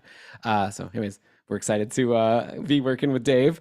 But my point was, again, so I guess I'll just say some of the other teams. So there's Anaheim is the best. Other teams that have a lot of off-day games and that you want to target, or at least Monday, Wednesday, Friday, Sunday games, Arizona, Colorado, Chicago, Edmonton, right away, like Edmonton and Colorado. So like if you didn't already need a reason to draft McKinnon and McDavid or Draisaitl, like their teams. Also Minnesota, so Kaprizov gets a bump because he's going to also play those off-day games. Islanders, the Islanders have been all over this episode, right? They have the most games of the season and they have a lot of off-day games, but of course Brian thinks they suck, so maybe it doesn't matter. Rangers, Toronto, Vancouver, and Winnipeg's actually really high in the list. So if you want to get your Kyle Connor, he's going to give you a lot of off-day games. And then the teams that are bad for that are Montreal, Nashville, LA, and Tampa. All only have 21 off-day games. The teams I listed above are all over 30. So that's the breakdown. And again, like look at your league. Really, like you have to kind of do your own analysis there. You maybe want to break it down even into like the first month of the season, who has like more, depending on like what we talked about before. But yeah, definitely something that I want all of our listeners to know very well. If you're playing in a weekly league, you want to know who's playing in these off-day games. Absolutely. I don't think I have a whole lot more to add, like this is one reason why John Gibson in past seasons has always been such an attractive draft target to me, because especially with goalies, you only have so many slots and you don't know who's going to be playing on any given night. So having the Anaheim goalie, especially if you think he's going to be good, which he hasn't been for the last 3 seasons, but assuming that he could have been good, it's exciting to be able to land a goalie who's going to be playing on off nights and you're going to be getting games played that way. It's really hard to have 3 goalies and not have them interfere with one another, although we have a tool that Elon has built called, what's it called? The Roster Max? Is it the Roster Maximizer? Yeah, Roster Maximizer. Yeah, and you can find that also on our tools page over at couple.com. Anyway, that's my takeaway from all this is like, Elon, you're doing a great job. You're schooling us on how to think through the schedule. There's not a ton of takeaways for this at your draft table. That's where I'm trying to keep connecting things back. Like, yeah, I'd prefer. There is, I think. I would prefer off day guys over heavy day guys. Like that's, but I think you made that clear. Sorry, no new ones from me that I can offer. So I like that. Like you mentioned already, bump up those Anaheim guys. And there's some guys who are already bumped way up your list. Like you mentioned McDavid and McKinnon. Sorry. And actually, this is probably, rather we were talking earlier in the show about whether to try and emphasize players who are playing many games early in the season or late in the season. I would like my first tiebreak ahead of both those things is going to be the light days versus heavy days games played, because it's just more games for your roster, less worry about streaming. If you can have a guy on your roster who's good and reliable and playing off days throughout the season, that's a nice thing to have in your pocket, because you can get more games streamed in through the year. Yeah, exactly. Okay, the other big thing that we need to get to that people care a lot about for the schedule, and for good reason, are back-to-backs. So that's when a team plays 2 days in a row. And like, why does it matter? Well, first of all, the team generally doesn't play as well. I don't know if that's even true. I know, Brian, that's something you've brought up. Like, that's sort of like a thing that I think is true, though I haven't seen updated data. So maybe, Brian, you've seen something. But like the theory is like the team is like tired on the second day. They're not going to play as well. So maybe that would be a reason to like avoid teams that have a lot of back-to-backs. But the main it's more reason, a goalie thing. Oh, okay. It's more a goalie thing. So yeah, but the goalies, this has nothing to do with performance. This is just most coaches, maybe not the Nashville coach for Prague, but normally when a team has a back-to-back, they usually don't play their starter in both games. So if you have a team that's going to have a lot of back-to-backs in a season, that's a sign that probably the backup is going to play at least that many games, right? And the starter is going to have that at least that many games off, because why would the coach run their starter into the ground? There's obviously exceptions all the time, but generally that's the rule. I think for this season, like, so Columbus has the most back-to-backs, and that's at 16. So it's not like that many, right? So like, yeah, you could be like, oh, Elvis Merzlikins now has these 16 games where he's for sure not going to play. But like, I already knew that Elvis wasn't going to play more than like 60 games, like there's a team isn't going to run their goalie into the ground. So when I look at these numbers of back-to-backs, like we have Columbus at the top with 16, then a few teams with 15, Islanders is in every list, Islanders, Rangers, Pittsburgh. So you might be like, oh no, like Shesterkin will sit a little more, Sorokin will sit a little more, Jari, but like, I don't know. It's still not that many to me. And the fewest is like Vegas has 6 and Seattle has 6. So they have the fewest. So on one hand, you might think, oh, that's great for their, workhorse starters. So first of all, Vegas like probably doesn't want to play Leonard so many games anyway. Like I feel like even if it's not a back-to-back, like they're like, maybe that's good that they're like not going to have to rest him even more than just on back-to-backs, but maybe even give him longer breaks. And like Seattle, yeah, Grubauer could be a workhorse. We'll see if he's good. So that could so theoretically I could say like, this is great. Like you should draft Grubauer a bit higher because Seattle only has 6 back-to-backs all season. So theoretically, especially with Drieger injured and like Martin Jones as the backup, Seattle might just play Grubauer almost every game and they won't even have to worry about tiring him out with back-to-backs. So I don't know. But at the same time, like, am I really going to tell people that you have to like rush to grab Grubauer because of the fewer back-to-backs? I'm still worried about him if he's actually good at goalie. But like I would take him in a couple if I could get him cheap enough in the auction. So anyway, I don't know, Brian, to me, like I'm just looking at these numbers and thinking from 16 as the most and 6 as the fewest. It's not really speaking to me as something to worry about too much, I guess is what I'm going to come down to here. I'm actually more interested. So yeah, you want to be a little wary of goalies who have a lot of back-to-back scheduled if you know their coach isn't going to play them on both ends of that back-to-back, or they have a reasonably competent backup. What I am more interested in looking for, and I'm actually failing to find it live, is which teams have the rest advantage the most often over the course of the season. So if you're a rested team playing a team on the second half of their back-to-back, that's an advantage. And Mika Blake McCurdy at Ineffective Math on Twitter releases his schedule analysis yearly on this. And I'm trying to find his, he makes beautiful charts about it. This is hockeyviz.com is his website. We're patrons. You should go check it out yourself. I'm going to keep searching for it. And if I can track it down, I will tweet it. But I am looking, I think another advantage is finding players on a team that is often playing tired teams. And it's not like a hard and fast rule that they're going to score more goals or do a lot better.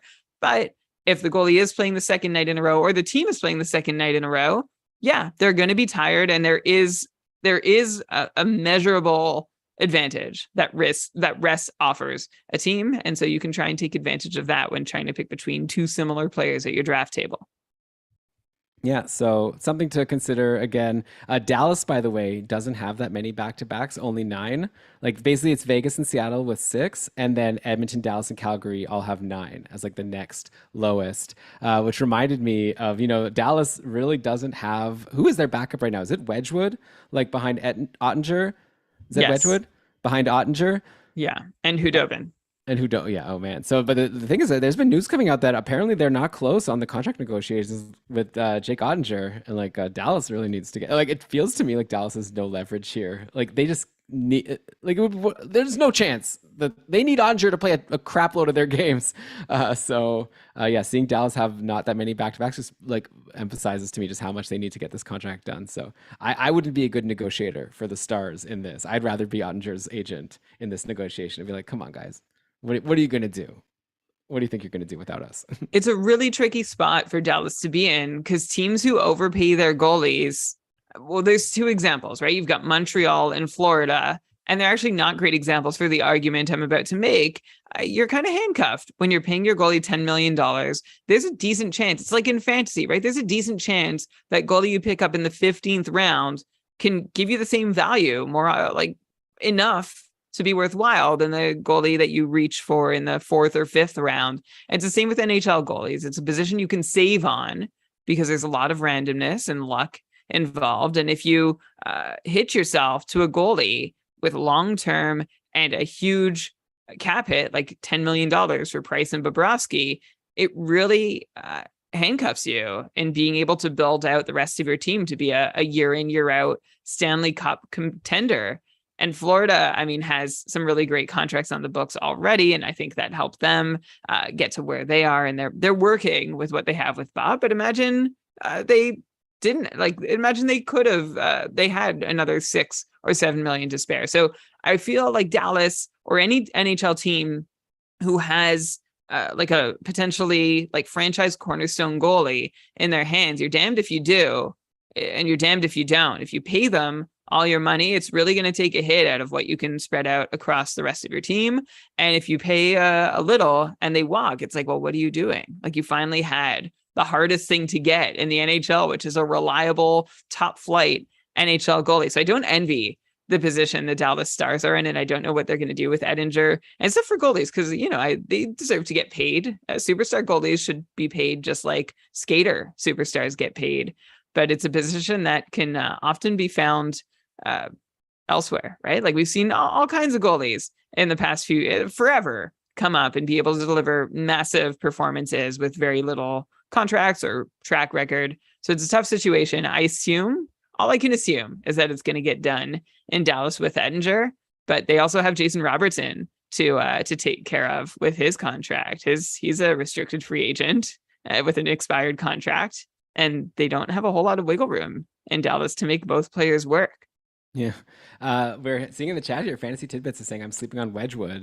He did actually have a pretty good year last year with Arizona, Dallas, and New Jersey. He was on 3 teams, but ended with a 910 save percentage, played 37 games, not too shabby. So maybe, but I still don't think Dallas wants to be relying on Scott Wedgwood. He's only 29, though. Maybe his best years are ahead. Maybe they have a steal here. I like for a goalie. He's only 29. You know, yeah, for a goalie, it's like, yeah. For a forward, it's like, oh, he's 29 years old. We've seen what we're going to see. But Wedgwood does have this, like, sort of, it's a very limited career history.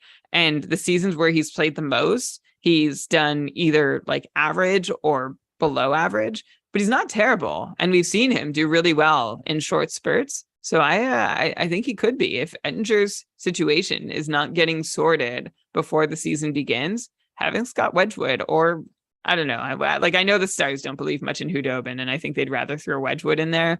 But he might be someone to make sure you're not caught sleeping on. Yeah, I guess another place where back-to-backs might matter is like when you're looking at your fantasy playoffs, and maybe it's, again, like too early to think about that.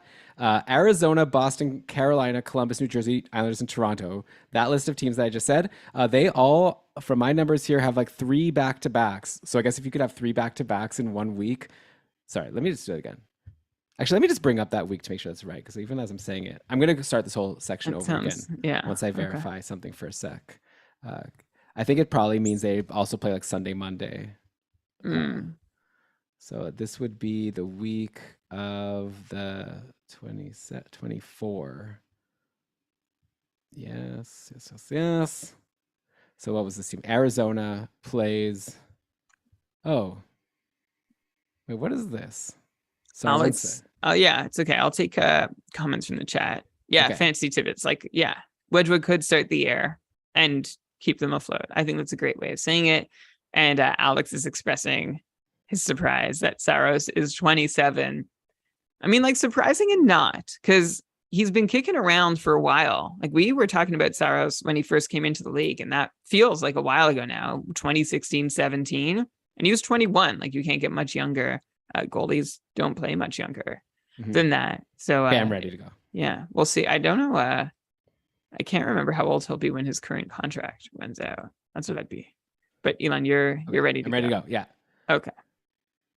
Yeah, by the way, another interesting thing maybe for back-to-backs is maybe that could be important to know about for your fantasy playoffs. Like, again, if you're wanting to think that far ahead, there are a few teams that have three back-to-backs. Again, this is throughout the couple fantasy playoffs. You have to check your league. But for those 3 weeks, which are, I guess, the fifth last week of the year, the fourth last week of the year, and the third last week of the year, because, again, we don't play in those final 2 weeks.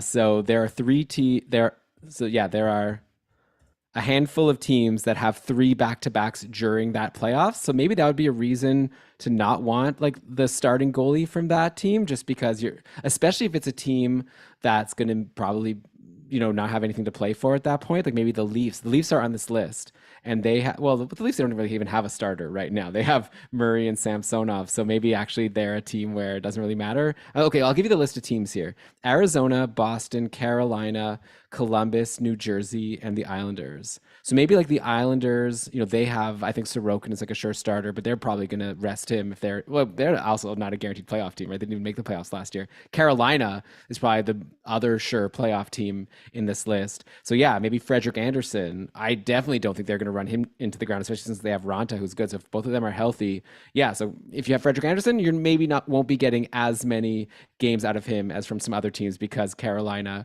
has those three back-to-backs during the cupful fantasy playoffs. So just as something to throw out there. On the other side, Winnipeg only has one, as along with among a bunch of other teams. Winnipeg like came out to me just because Connor Hellebuck, is like such a highly drafted goalie, and he plays so many games. And so it's nice to see for your fantasy playoffs that you'll probably get your Hellebuck games.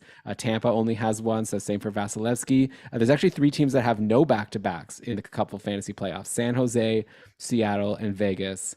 But those are all three teams that don't really have it. Well, I guess, yeah, Seattle and Vegas. So, yeah, you could go with those weren't Seattle and Vegas the teams that had something? They had like the fewest back. Oh, yeah, they have the fewest back-to-backs in the season overall. So I guess it makes sense that it also carries over to the fantasy playoffs. So, yeah, if you have your Grubauer, you have your Leonard. I guess, yeah, Leonard actually could be like a decent guy if he falls a lot, which I'm sure he will, especially if he doesn't even start the season. Get him, in the draft, stash him in your IR, and then hopefully he comes back at 100%. And maybe Vegas gives him all three games. Vegas could be a team like fighting for that playoff spot if it's anything like last year. So maybe they will be playing their starter, or maybe by then he's injured again and they're playing Logan Thompson. But, anyways, just something I want to throw out there to finish off our schedule talk. Thanks for throwing it out there. You mentioned Arizona a bunch of times, so I'm just going to point out, like, if anyone already knows this, you're probably like, are they going to mention it? And if you don't know it, you should know it. But Arizona wins for having the weirdest schedule. They get the New York Islanders award that they earned last season with having the weirdest schedule, completely imbalanced weeks, disappearing for weeks at a time, having the arena situation that we referenced at the top of the show. Arizona begins the season this year, of course, like they're playing in this other like university arena, right? So like there's whatever that means. I'm not going to read into whether or not that's going to impact their performance. Actually, honestly, that would be a really fun place to see an NHL game. Like if I'm planning one road trip to catch a game this year, I'm going to go catch some superstars in Arizona and see them in a 5,000 seat arena. That would be amazing. Why? Like, I don't get it. Like, I thought the idea is being in a small arena is not as fun. Why are you saying? I've never heard this take that being in a smaller arena with less fans is more fun.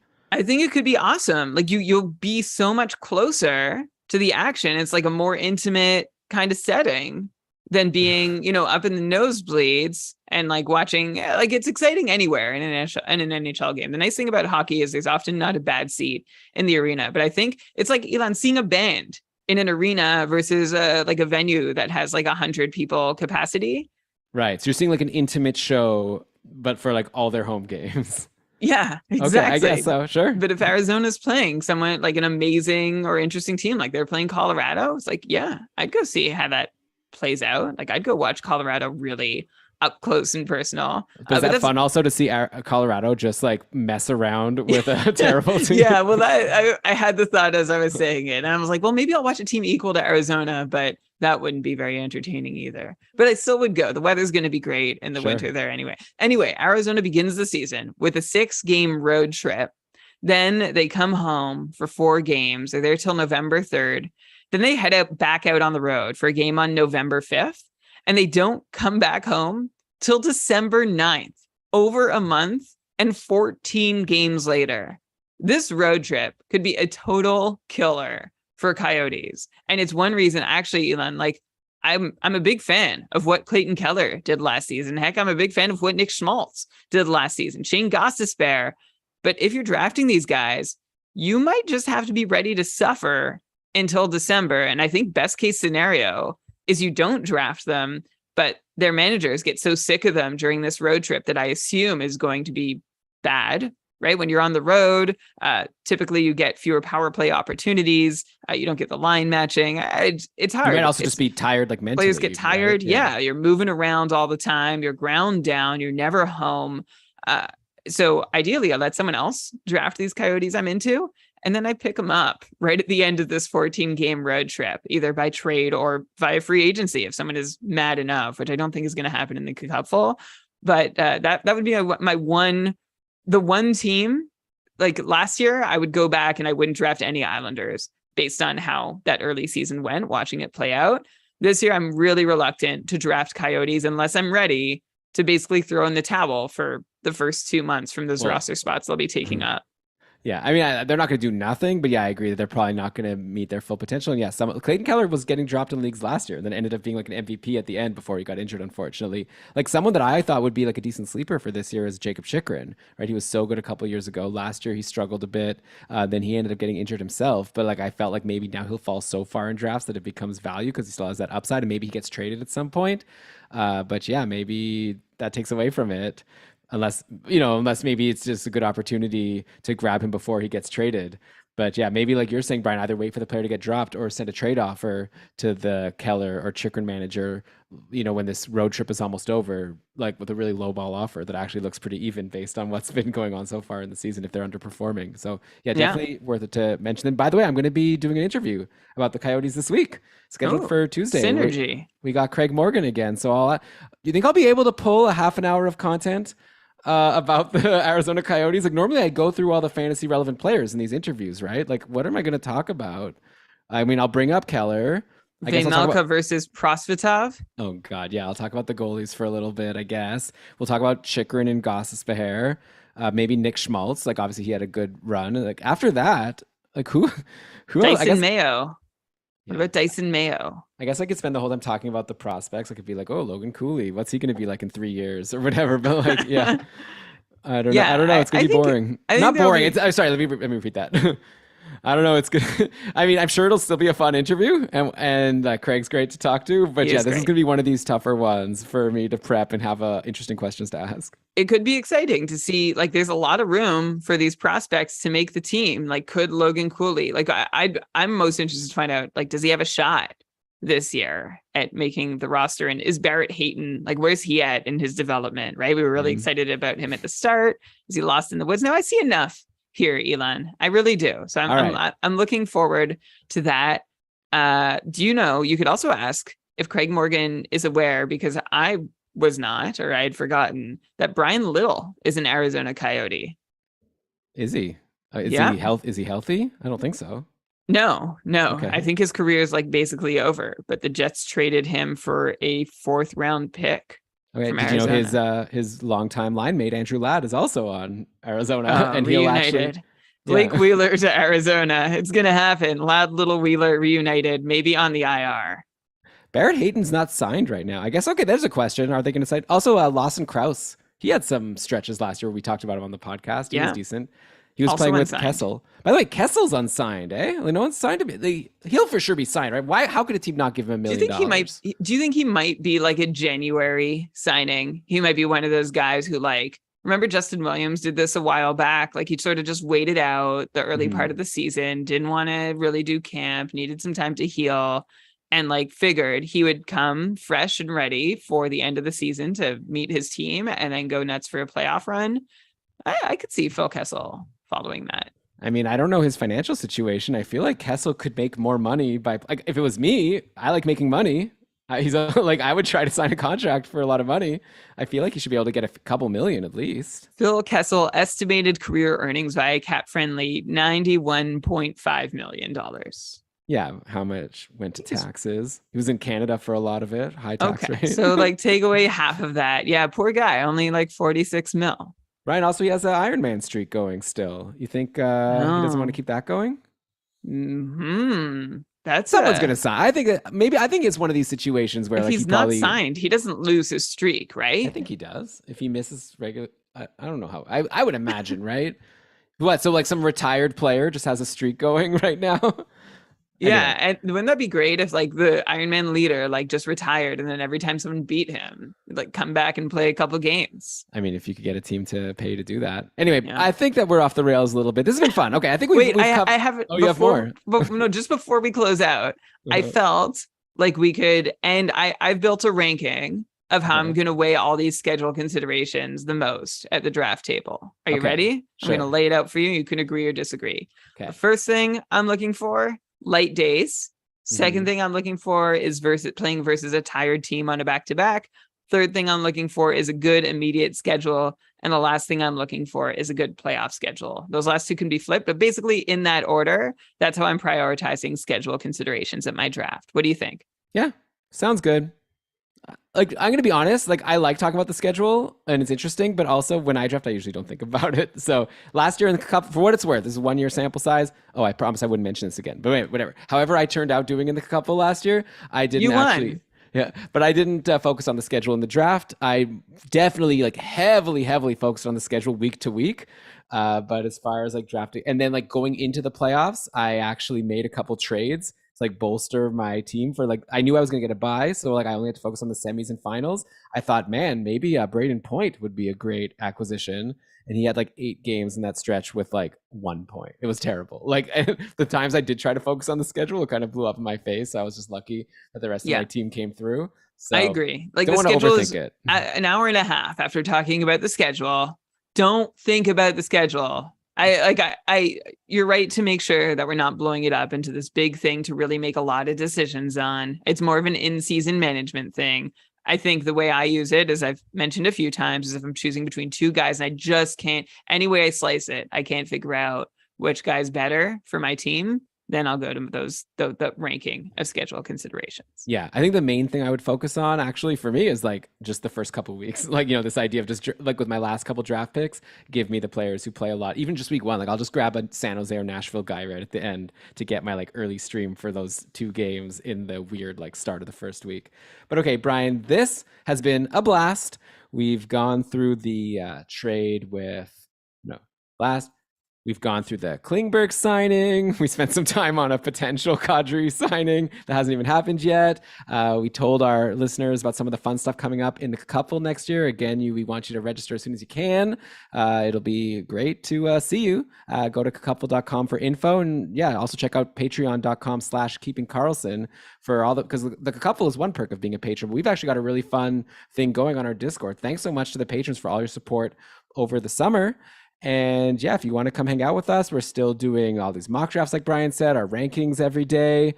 People are starting to ask their keeper league questions. I'm sure soon we're going to be talking about just like draft strategies and who people are going for. So yeah, it's a fun place to hang out in our Discord. Check it all out at keepingkarlsson.com/patron. And with that, Brian, let's cue the outro music. Why don't you read us the credits here?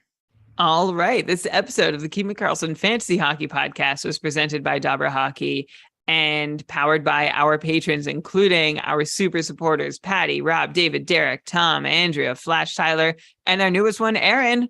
Thanks for joining the credit crew at the end of the episode. Thanks to our Cupful coordinator, Kevin Hebert, for getting us ready for the Cupful. We had Kevin on our team for the first full season.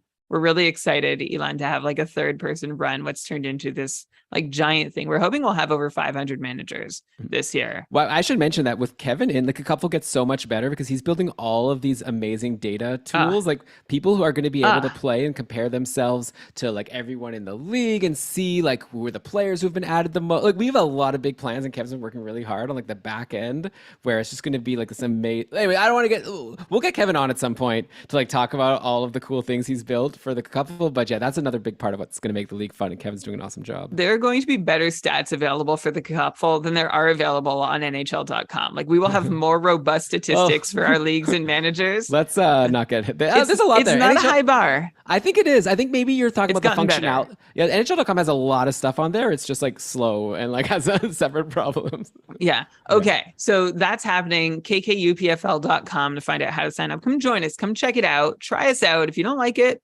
well, we hope you don't leave because it's annoying to have to replace someone. But so come somewhat committed. But come try us out. We promise it'll be fun. Also, big thanks to John Newhold, who did a lot of the data running when the schedule was initially released. He shared some really, really cool insights in our Discord community. Those insights are still coming from John and everybody. So you can come join us. If you join the Cupful, you're in. Like join the Discord and be in the Cupful, or join the Cupful and be in the whatever is a bigger priority for you. Thanks to Elon and Champs for continuing to tweet out all fancy relevant news through the offseason. You can find out how to keep up with it over at gamedaytweets.com. Ben and Lewis at Short Shifts. They're still around and they're still tweeting occasionally at Short Shifts KK. Logo art by BrandonWeeb.com. Outro music by Pat Roach. Oh, and thanks also Andrea and Joel for still running the patron rankings over on Discord. I want to give you guys a shout out as well. This episode was researched with help from Dauber Hockey, Frozen Tools, Natural Stat Trick, Evolving Hockey, Hockey Reference, Hockey Viz, Hockey Database, Elite Prospects, and NBC Sports Edge, and Cap Friendly, and The Athletic. I tried to go improv on my credits list, but I still use most of these sites somehow for our itty bitty schedule show. Our itty bitty show that was like almost 2 hours. Okay. Yeah. Thanks again, everyone, for listening. Hope you enjoyed it. And we'll be back at you with more beat writer interviews. Like I said, we've got Arizona coming out soon. I think we also have Pittsburgh. Yeah, we have Pittsburgh coming next week. Ben's going to be talking to Jesse Marshall. We have that on the books. And then Brian and I are even going to record another episode right now, like for you, the listener. Unless you are watching live, you'll wait a little while. But yeah, there's more coming, right? So make sure you're subscribed to KeepingCarlson.com. And Brian, what should people be doing? I don't know why I said you should be just subscribed at our website, but subscribe wherever you get your podcasts, right? And Brian, while people are waiting for all that content to come, what should they be occupying their brains with? Just make sure you're doing everything you can, especially as new people might be looking to join fantasy hockey. Make sure that fantasy hockey can be for everyone. All right. Are you still good to record another episode now? Oh, you just committed us to it. I mean, we don't have to. I think I'm good. Down. I'm good. And I think it's useful, right? Yeah, let's do it. And then we'll be done by 10. Okay. All right.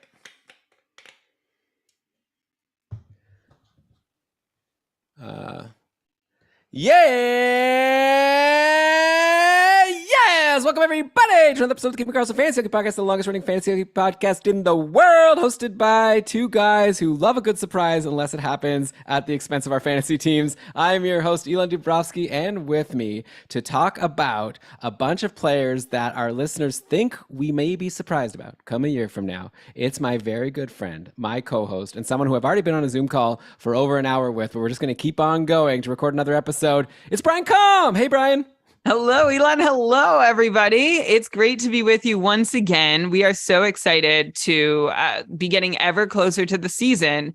And as you might have listened to, and if you haven't, you can go back and find it, keepingkarlsson.com or wherever you get your podcast. We looked at a lot of players who surprised us this season and threw up our hands. We're like, why weren't these guys on our radar? It was either for better or for worse. They either did a lot better or a lot worse than we thought they would have. We did, I think, 2 episodes on these guys, and they were actually really fun. And now we're throwing out, I think, what is an impossible question. Who is going to surprise us next season? We put that question out to you, our listeners, and to our patrons to try and get your, and it's like, this is a very gut take thing, right? Like I can look at the numbers and the data and say, well, this person underperformed, this person overperformed, they'll regress, they'll do better, here's why. But that's actually not who we're here to talk about today. We're looking for your gut feels, your hunches about who next year is going to have a change in their performance, and we're not going to see it coming. Yeah, this is kind of similar to a show we've done in the past called The Hot Takeoff, where we just ask people to send in their hot takes and we rank their takes based on A, like how hot it is, like how actually like different it is from conventional wisdom, but then also like how much we agree it may actually be possible. So we're doing a little twist on that here, where we're saying like who are players that are not, yeah, and like Brian said, like how can you if you say that you're going to be surprised by this player, then doesn't that mean you're not surprised when it happens? So that's why Brian and I aren't coming up with the list. We asked the listeners to come up with the list of the players that they think will be surprised by. But maybe after talking about them in this episode, we'll end up deciding that we agree that they'll be better than expected or worse than expected, and then it'll turn out not to be a surprise. It's kind of like this weird existential kind of thing, but we're just going to go with it. Before we get into all the players that you have all suggested, let's just mention quickly that Keeping Karlsson very proudly presented by DobberHockey.com. Check out the guide, which has been released, which you could download right now with the projections, and it'll update all the way through the preseasons. That's DobberHockey.com. But with that, Brian, let's start on our Discord. You made a post which was like, give us your predictions of players who you think will land on our surprise party episodes next summer. And Phil got us started with kind of a, like, he didn't even give like which direction. So I think this will be interesting to talk about. And there's an unfortunate angle to this, which I think we should at least mention. He said, I predict that Drake Batherson will be at the top of your list next summer. And so Batherson, first of all, I think is falling in mock drafts that we've been doing. Partially probably just because Ottawa's brought in so many start. They brought in DeBrincat, they brought in Giroux, like Stützle's now going to be a year more experience. Like someone is going to be on the outside looking in, at least for like the power play, you would think, unless they go with 2 even power plays. So maybe some people are worried that that guy will be Drake Batherson, who's coming off such a great season. Though again, maybe people aren't ready to fully buy in on him as a point per game player, just because, you know, he was injured for a lot of the year. We actually haven't seen him do it for a full season yet. So Phil may be suggesting that Drake Batherson will be at the top of our list because he will continue what he did last year, but for a full season, while a lot of people are maybe waiting on him in drafts for whatever reason, he will just continue to be this like point per game player, also with like great, you know, shots, hits. Like he's a really good peripheral contributor. He could also be saying that maybe we're like too high on Drake Batherson and he'll go lower. And we should at least mention that there is this new, like, I don't know anything, right? Like we don't know anything, but there's this like probe going on for what happened in 2018 with Hockey Canada and the juniors. And like people have been like speculating that maybe Drake Batherson is a part, like, again, and I'm not saying anything, right? Because I don't know, but like people are speculating that maybe Batherson could be in the list of players, and in which case, like, who knows? So again, this is like a totally, like, we don't know anything at this point, but if you were drafting right now, maybe that's a reason to, like, you know, you want to avoid someone that has any risk, right? So all that to say, I don't want to like speculate too much on that, just to say that this is a thing that's out in the world. But so Batherson's on the list. But Brian, what do you think? Like, just talking about the play part of it, do you think that Batherson, like, first of all, where do you kind of have him right now? I guess we just, oh yeah, how about this for the baseline? I've brought up the Dauber projections. Okay, the guide has been released. I'm obviously not just going to give away all the numbers, right? Like you got to go buy the guide, like I said. But just to give a general sense, like Dauber's got Batherson at like 68 points in 72 games, so near point per game. So Dauber's got him pretty high. So if I don't think he'll be able to surprise us too much by doing well if we're going by the Dauber projections, but he can surprise us by doing a lot worse than expected. So do you think you'll be surprised by him? Well, first off, I'll say if I'm surprised by Drake Batherson, I think it is going to be more related to the part you mentioned about the Hockey Canada investigation, which if anyone, if you haven't been following, I won't recap it all for you, but it's horrendous stuff. People are calling for a complete change in anyone who's ever been, who's in charge on the board of directors, executives at Hockey Canada. And so they should be, with the culture that has clearly been enabled and accepted amongst junior Canadian hockey players, and what all the terrible things they've done and what's been settled. And yeah, we don't know who was involved in this thing that sort of sparked this whole investigation in 2018 with, again, if you want to read the details, Katie String over at The Athletic, Rick Westhead at TSN, and Ken Campbell, who has a Substack, have all been tracking it really well throughout. And I'd suggest you catch up over there on what's going on. But basically, it's hard to look at this from a hockey angle, but I'm going to do my best, like, after acknowledging the human angle exists. But what's happened since the allegations have come out is journalists have been contacting agencies, sports agencies and representatives, and saying, hey, do you have any comment, like, on your client's involvement? And certain players have tweeted out their own comments, or, saying I cooperated or I wasn't involved, and claims. And some agents have done that on behalf of the players. But Drake Batherson is one of the players who we have heard absolutely nothing from, which is really like, what can I say? It's concerning that anybody was ever involved. It's concerning that nobody would step up and say something right at a time where it's needed, or do something right at a time where it's desperately needed. So honestly, for that reason, and not knowing where he stands in all this, Drake Batherson is basically, I'm going to tip my hand here to my opponents this season, he's basically on my do not draft list. Like, I don't want a piece of Drake Batherson this season. I don't know what the situation is. I don't want a player with skating, having chosen to skate with a cloud around him. I don't want that. So just from that perspective, that intangible feeling perspective, and it's the same reason why in the past, I've sort of knocked Evander Kane down a few spots on my draft board in the past. Patrick Kane at one point in his career, same deal. So this is a guy I'm not really interested in touching with a 10-foot pole, and maybe that's anti-competitive of me, but it's just how I feel, and I don't want to be stuck with a guy who I don't even know what's going on with in this really big important investigation. Yeah, sure. Do what makes you happy. If you're playing fantasy, you need to be having a good time and not do things that make you uncomfortable. And there's other players to draft. Right. But is it still Brian? Had this, I'm going to get to the numbers, and but I just want to say, we had this conversation last season. I think maybe around Tony D'Angelo, and like you said, Elon, this is not me saying everyone should do what I'm doing or not do it. Do what makes you happy and what you're comfortable with.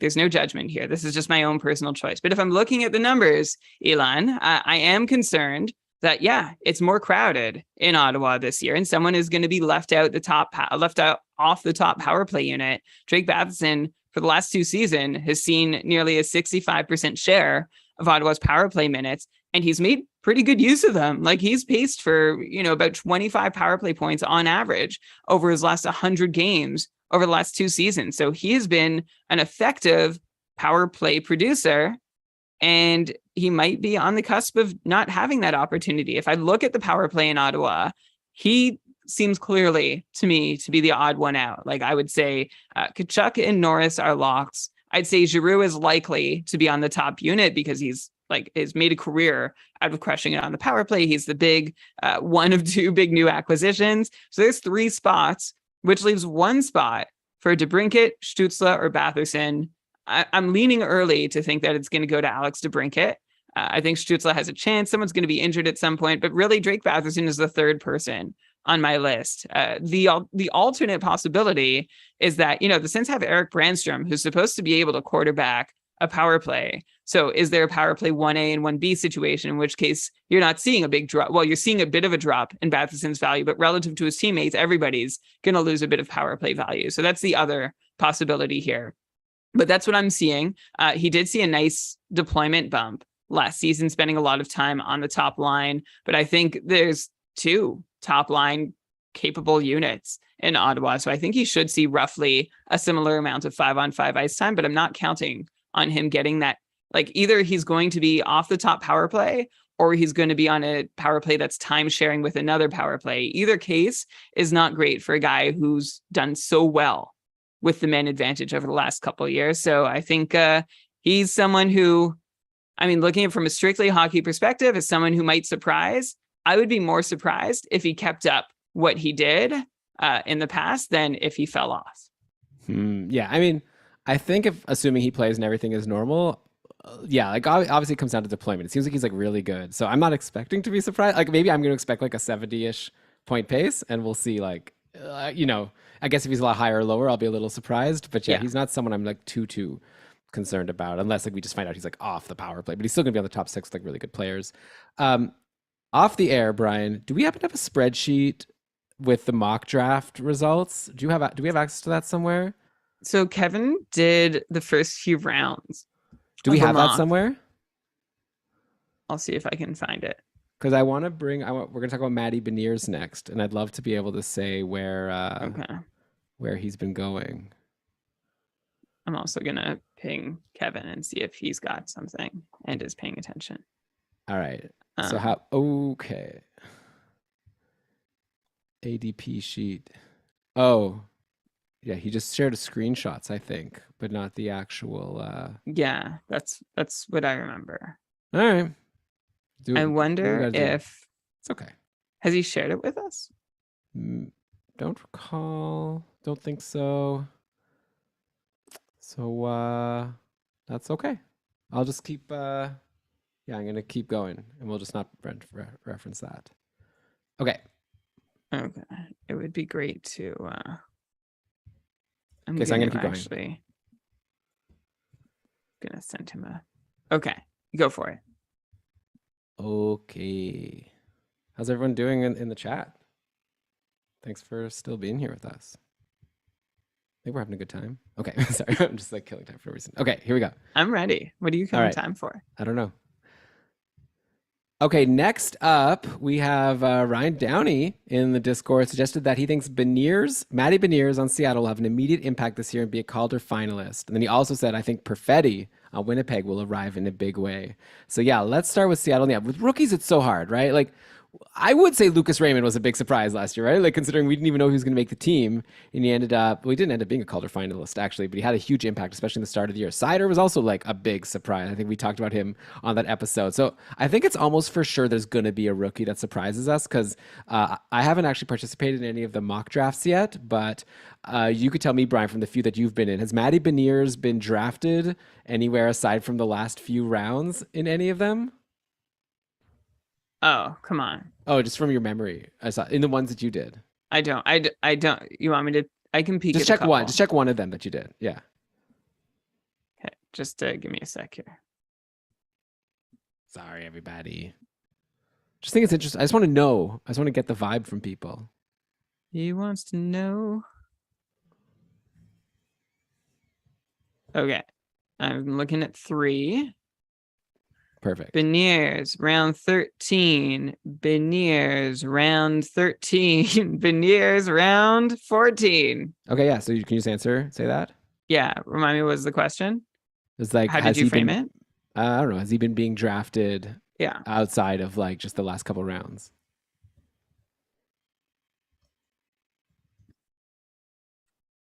Yeah, Beniers has been going before the last couple rounds. Actually, he's been going. I just looked at a few mocks that I've been in, and he's gone around the 13th round, mid 13th, early 14th, which is somewhere around 190th overall. So he's going. People aren't waiting. Like he's not. You're not going to get him if you're waiting for the last 2 rounds. He's not going to be your sleeper there. You're going to have to reach a little bit. I'm just taking a peek at who was picked after him in these drafts. Sorry, because it's snaking. I can't be. Give me one more sec here.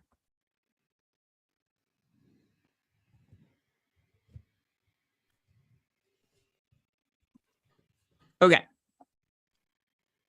In one of the drafts, the next picks after him were Logan Couture, Tyson Barrie, Mason Marchment, Cam Talbot, Noah Hannafin, John Klingberg, and another Owen Power, Tanner Jeannot, Vince Dunn, Ryan Pulock, Victor Arvidsson, a very different group of names going in that round 13 than the other one.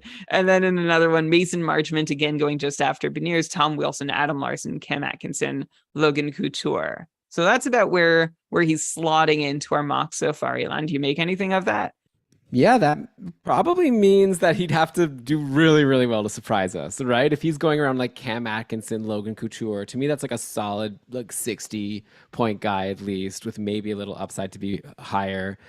So yeah, like I think there's definitely a chance that Beniers could be one of the front runners for the Calder. Like we saw him in Seattle last year at the very end, 9 points in 10 games. It was like fantastic after he had a really strong season with the University of Michigan. So yeah, I guess Beniers might have an immediate impact and be a Calder finalist and not be a huge surprise just because it seems like people are kind of onto him, but still a fun player to definitely for maybe other listeners that aren't, our patrons, like the super obsessed, maybe might not realize. So yeah, if you don't have Matty Beniers on your radar, I think you should. Like, obviously, you don't want to reach too high just because there's always risk and maybe you'll get more information in training camp. But if he comes to the team I think he could be first line center. Like I can see if Shane Wright also plays, we might see like Yanni Gourde as like a third line center, which I think is like the role that he's best suited. Like I think if you have he'll move to the wing. Gourde will or Shane Wright will. Gourde or Sure. McCann or Wright. Like there's so much flexibility amongst the forward group in Seattle. It's really hard to figure out how they're going to play it. But I agree with you. Like Beniers can find himself easily in the top 6, perhaps top line. Shane Wright could find himself in the top 6. I could see Shane Wright getting, the old 9 games and then them deciding what to do from there. But Beniers is I think a pretty clever pick because he could have huge upside this season. Elon, there's a name that I mentioned twice that he went before, and I'm just going to say I don't think I draft him ahead of Logan Couture. Like Logan Couture is just a little, like I feel like the safety and certainty is there, and you're not trading off very much upside by choosing Couture over Beniers. And maybe that's more my draft and fantasy management personality shining through. I'm curious what you would do if you were faced with the choice between Beniers and Couture. Yeah, I've had Couture. Like Couture's just like goes cold and like it's annoying, and and I think the upside is capped at this point. But he's definitely a safer choice. But I think if we, especially if the draft happens after we've seen some things in training camp and we're getting a decent sense that Beniers, like if Beniers is a top line player, I think I might lean him. But it's tough to say. It also depends on the makeup of my team. Like if I'm willing to take a bit of a swing here and a player that in worst case I could drop him and I'll be okay. Yeah, but I don't know. But yeah, with rookie, by the way, we're going to do an episode at some point. We always every year get Victor on from Fantasy Hockey Life to talk about Calder candidates. So we'll talk more about rookies. Maybe it's like, we're not the biggest experts on these prospects, but like Beniers is one of the rookies coming into next season that I'm excited about. Cole Perfetti, yeah. We'll see. Again, maybe we'll talk about him more with Victor. Like he had 15 points in 17 games in the AHL last year. He also did play 18 games with the Jets and had 7 points in those 18 games. He didn't get a lot of minutes. So again, it'll be kind of about deployment. So maybe we can move on from the rookies. Let's go to the next suggestion here. Mike Bogdan, the person who recommended the schedule concept for the last episode, threw out Tanner Jeannot, saying, this is pretty wild. Tanner Jeannot becomes Brady 2.0 and is a second or third round pick in Bangers leagues. I did ask to clarify if if he thinks he'll get the deployment. He said maybe not this year, but possibly next year. So maybe this is more of like a bit of a longer term surprise. But Brian, Tanner Jeannot kind of came out of nowhere last year, like not a player that was on anyone's radars like going into the season, but he had this like great rookie season, and he's not young, right? Well, I mean, he is young, but he's like 25 now, so not the typical age for a rookie. And yeah, he came out and scored 24 goals and had 41 points in 81 games. But actually, there was a stretch, like when you look at the quarterlies on Frozen Tools. In the second quarter, he had 8 goals and 17 points in 23 games. He sort of had a slow start and a slow finish, which brought down his overall numbers. But he was great. And of course, that's just for points. The big thing he brought was so many hits. He was among the league leaders in hits. He ended with 318 hits in those 81 games. Unfortunately, one thing he didn't do that would make him a Brady 2.0, beyond like just not getting as many points, is he only had 124 shots in 81 games. That's only an average of 1.5 shots per game. So obviously, that's why this is being predicted as a surprise. Do you think there's any legs to it? Do you think there's a chance that Tanner Jeannot is going to be someone that maybe we're not going all the way up to second or third round, but is he going to be someone that's going to be like, 60 point, 30 goals, 60 points? Do you see that as a possibility next year? Maybe a better mark for Jeannot to aim for is like Braden Shen, right? As being someone, or Tom Wilson. Like these are guys who throw a lot of hits and score enough points to make them golden. And I'd be really interested to see if Tanner Jeannot can break through and become a guy of the same ilk. One thing that, I wasn't fond of, or that didn't give me a lot of faith in Jeannot's game last season, is his shooting percentage. He shot 20%. In fact, over his career, he's shot 20% over just less than 100 games played. But as you mentioned, he's not a big shooter. So in 100 games, he's taken 150 shots. That's not enough for us to know if he's actually going to achieve a 20%. Sorry. That's not enough for us to actually know if he can sustain a shooting percentage that high at 20%. Another thing working against Jeannot, being like a Brady or even a Shen or even a Wilson to some extent, is there's no power play time out there for him, right? And I don't see any openings really available to him either. He saw, 30 seconds a night on average with the man advantage last season. Basically, is thrown onto the second unit occasionally is what that says. He actually had he had one less shorthanded point. He had 2 shorthanded points, and he did power play points. He had 3 of those. So you need that really if you're gonna be a 50 plus point player.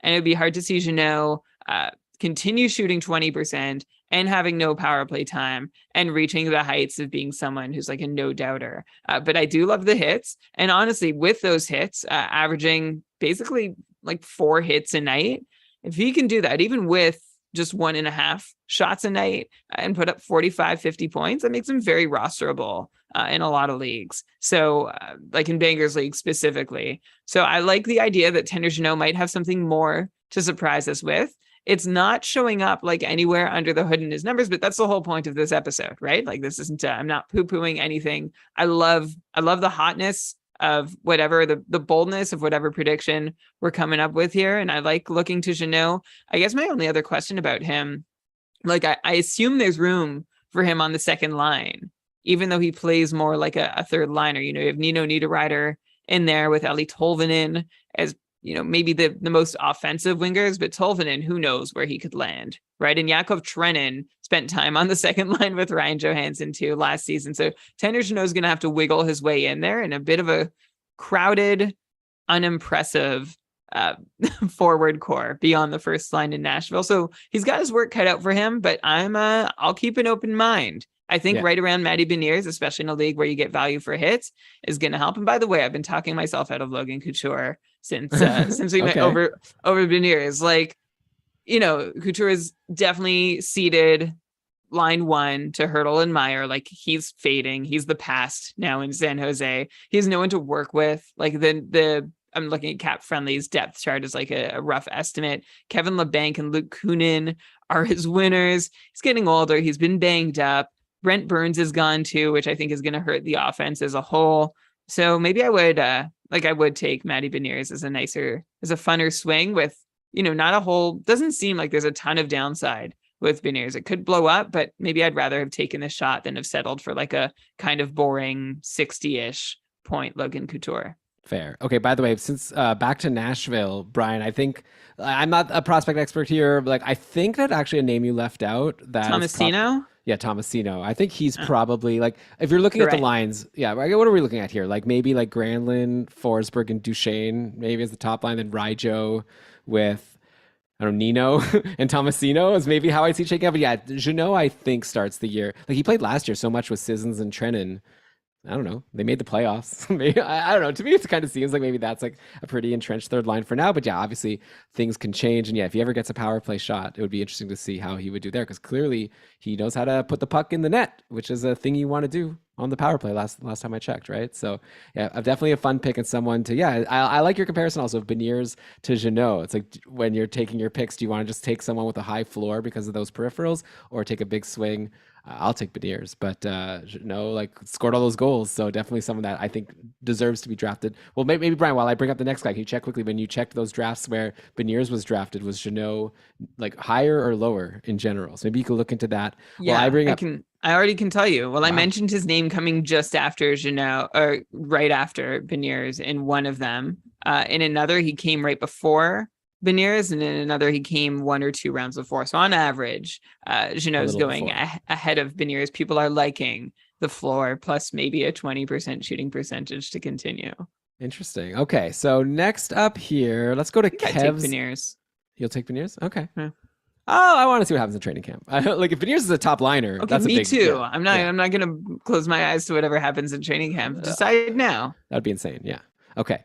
Kev brings up Nico Hischier. His prediction is Nico Hischier elevates his game even more offensively and ends up a near point per game player. So yeah, Hischier actually did give us like a little bit of a glimpse of this last year. Like, correct me if I'm wrong. I remember he was dropped in the cupful for me. I mean, I just got lucky. I got a lot of good drops come my way, and Hischier was one of them where he had like, he was having his own typical like Nico Hischier season. Like he had 12 points in his first 19 games, 12 points in his next 16 games. But actually to end the season, Brian, in the second half, he really broke out. Like he was above a point per game for his last 35 games. He had 36 points. And maybe part of that was with Jack Hughes gone, like on the IR, like it was up to Hischier to pick up the slack. And maybe in a perfect world for the Devils to be good, Hughes is there and Hischier isn't a point per game guy. But I definitely wonder if for Kev, It's like if this was the hot takeoff, I'd almost be like, is this take hot enough? Like, I think it's definitely possible. I think Hischier has shown he has it in him, and New Jersey has some good players for him to play with. Jesper Bratt just got his contract extended for another year, so he'll be there. So I think it's definitely possible. I think I'll be not that surprised, but I'd be a little surprised, yeah, because I think probably if I'm doing my drafts right now, I'm probably looking at him as more as like of a 65-ish, 65 to 70 point guy, just because I think with a full roster, it's Jack Hughes getting the main offensive minutes, like his line with Bratt and whoever, and Sharon Govich or maybe someone else. So what do you think, Brian? Do you think Hischier, what he did in the second half of last year, is sustainable, like even if everyone's healthy? Yeah, I mean, through the year, Hischier was a point per game player. Like that second half, yeah, he was a little bit above, but he was strong enough before that he ended with, or sorry, he wasn't point per game, but he had a 70 Can you point start your game. answer? Can you Yeah, start your answer again, 'cause sorry. it wasn't true. Yeah. Sorry. I already said he had 24 Yeah. points in his first 35 games.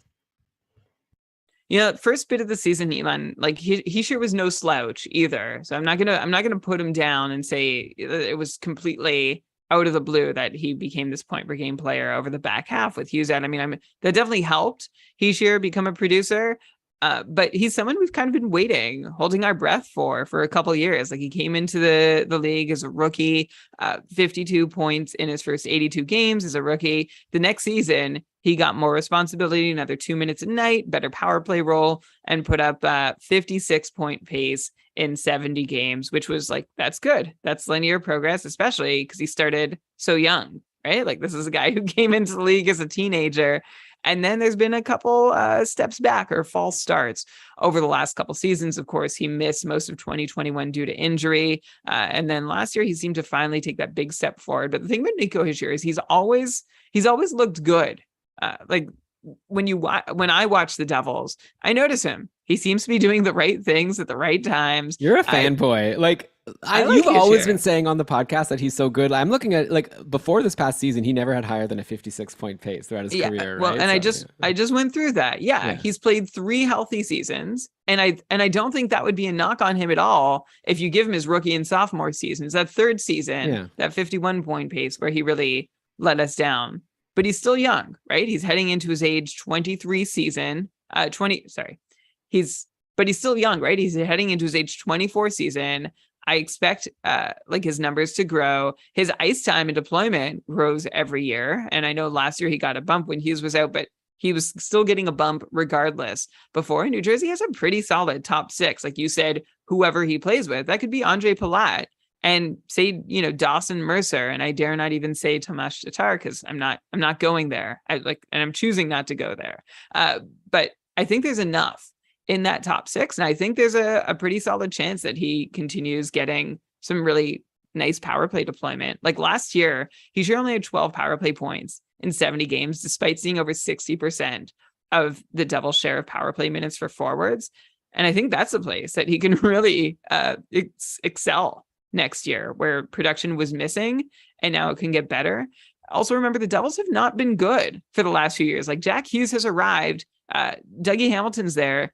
Elon, tell me someone who was good on the Devils. But I mean, you had Taylor Hall, but even he had his struggles. But there wasn't a whole lot doing on Kyle the Devils. Palmieri, he was good. Yeah, he was okay. Yeah, but like the Devils now have a competitive team, and Hischier's playing on the most competitive Devils team that he's had to play on in a while. And you see his numbers, and like I see team level numbers being better over the last couple of years, or in the last season for Hischier compared to the ones prior. And I think that's gonna, the rising tide floats all boats, or some kind of saying like that. So I'm into Hischier to being.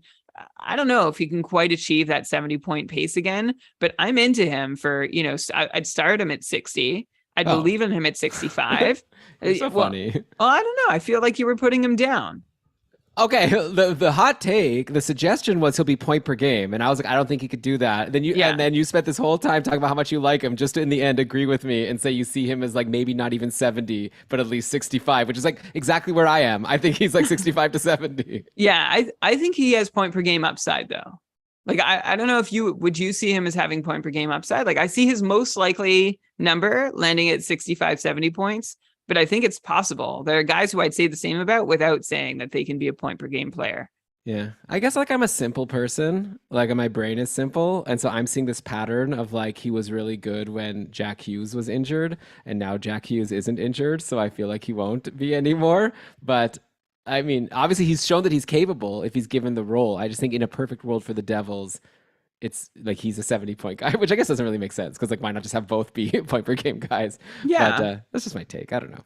Hard. I'm not seeing it, but that's good. I'll leave room for myself to be surprised and for Kev to be right with his projection.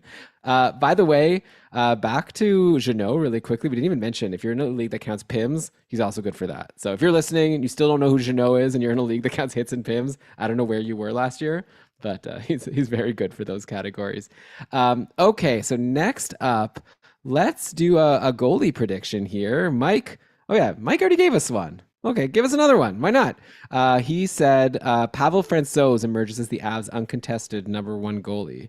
So obviously, this is a bit of like, the corollary of this would be that Georgiev does not hit for Colorado because I think that the reason why they brought in Georgiev is to sort of be at least in a tandem with Francouz. And like considering that Francouz was just the backup last year for the playoffs, and they just gave Georgiev a 3-year contract for 3.4 mil, like it's not chump change. I kind of saw the signing more as like a sign that maybe Georgiev is even the starter to like start. And then, but again, it doesn't really matter what's to start, right? It's a long season. And if Francouz really outplays Georgiev, and I think it's possible because I think Francouz has shown us that he could be really solid. And Georgiev has been kind of shaky, sometimes good, sometimes not, but also he's been on this like bad team. So it's interesting to see when I say bad team, sorry, no, sorry, Rangers fans, like bad defensive team for a lot of his stint there. So yeah, it's like really tough to say. And yeah, that would be a surprise for just Francouz to end up being like what Kemper, like if Francouz is next year what Kemper was last year, that would be amazing. And that would be a huge surprise. But I think Georgiev is in his way. And obviously, goalies, like we talked about on the last episode, we talked about our couple of rule changes. Goalies are very hard to predict. And here's a really hard to predict one because we've never seen either of these goalies in this situation where they have a chance to earn a number one job if, they can win, steal it from the other person. One thing we've seen from Jared Bednar during his time in Colorado is like he's willing to ride a goalie. Like he rode, I don't know if he's really had a choice though, but like he was happy to ride Kemper when healthy last season. He rode Grubauer the season before that. But again, there wasn't much of an alternate option. Like the next most played goalie was Jonas Johansson. Then there was a year, I think Grubauer missed some time from injury, but he and Francouz mostly split the starts. But I believe that also wasn't necessarily a choice for Bednar. Elon, maybe you can confirm while I'm chatting. But I see, I don't know, Elon, I don't see Georgiev. I see the incumbent in Francouz having the upper hand, but I look at both and I see two very similar goalies, and I see them as so similar that I really could see them going back and forth all season long, and one of them will get hot. But it's kind of like a Samsonov Vanacek situation from last season where I can see each one having like a brief window of playing really well and then not being able to keep it up long enough to actually win the number one job. So it'll be frustrating to roster any of these guys because like Francouz or Georgiev might be sitting 3 or 4 games in a row and then playing 3 or 4 games in a row. So I'm actually I think I'm going to stay away from both of these guys in my drafts, unless like I know I can get the tandem in a league where a tandem makes sense, which man, make sure a tandem makes sense in your league. This is a mistake I make too often, is getting a tandem that I think is going to work out so well and learning the hard way that it's Brian, not.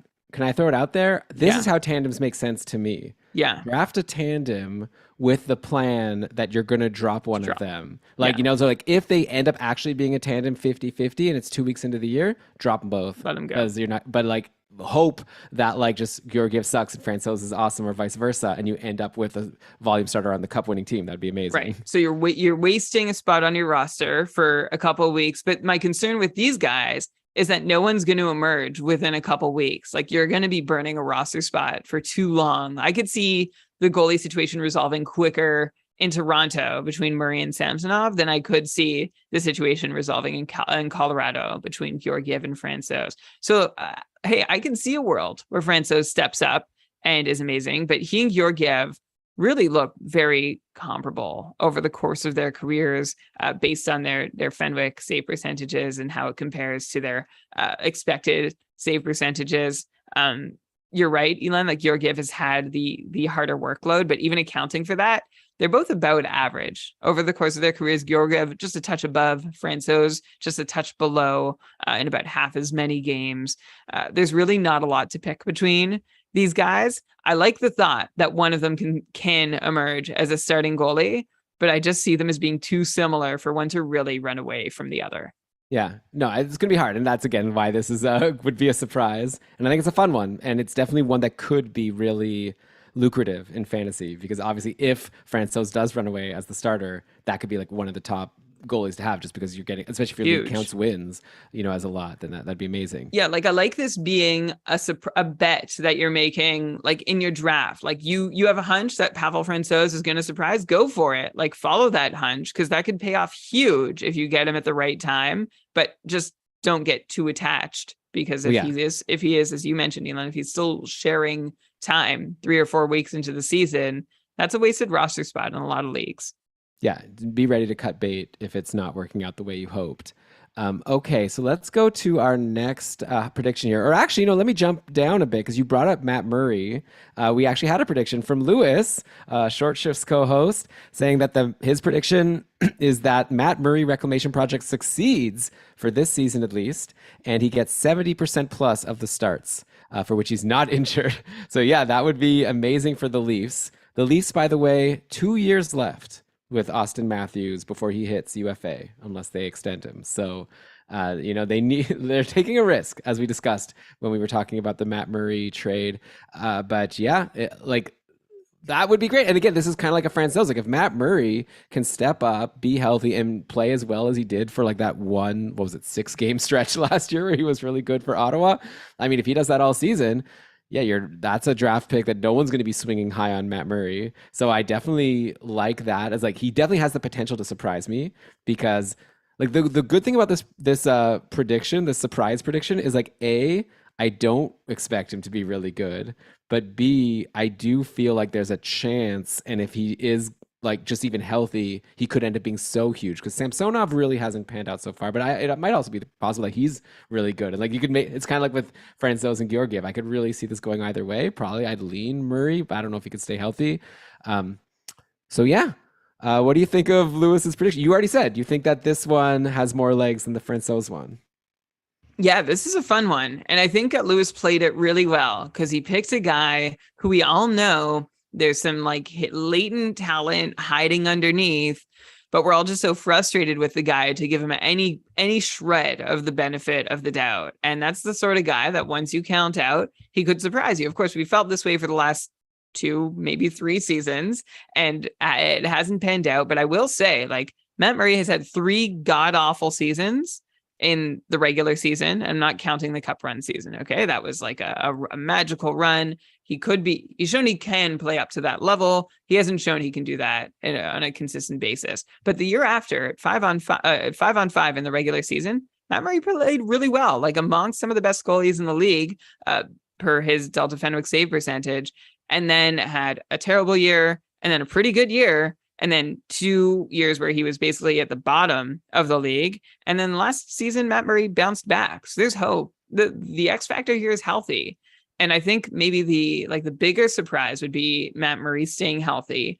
But if he does stay healthy, I could see him. Like I can still allow that the years Matt Murray has been so freaking terrible have been because he is made of glass and he's playing with something wrong or something unhealed, or he's like a little injured, or he's not playing enough between injuries to get on a roll or get anywhere. I'm very open to the possibility if he can stay healthy. And I don't know how he does that. Like, I don't know if a guy like him can like improve his conditioning in the off season somehow, or work on certain parts of his body that get more injured than others. I have a feeling he can't. But if he can somehow stay healthy, I think he could have a really surprising season. I would definitely prefer Matt Murray ahead of any of the Colorado or Samsonov goalies. Like he would be the risk I'm willing to take and ready to be surprised by. Yeah, I think I'm with you. Shams is also bringing up a point in the chat here. You could stash him in IR when he's injured. So it's like, as long as you're not using a super high pick on him, you draft him.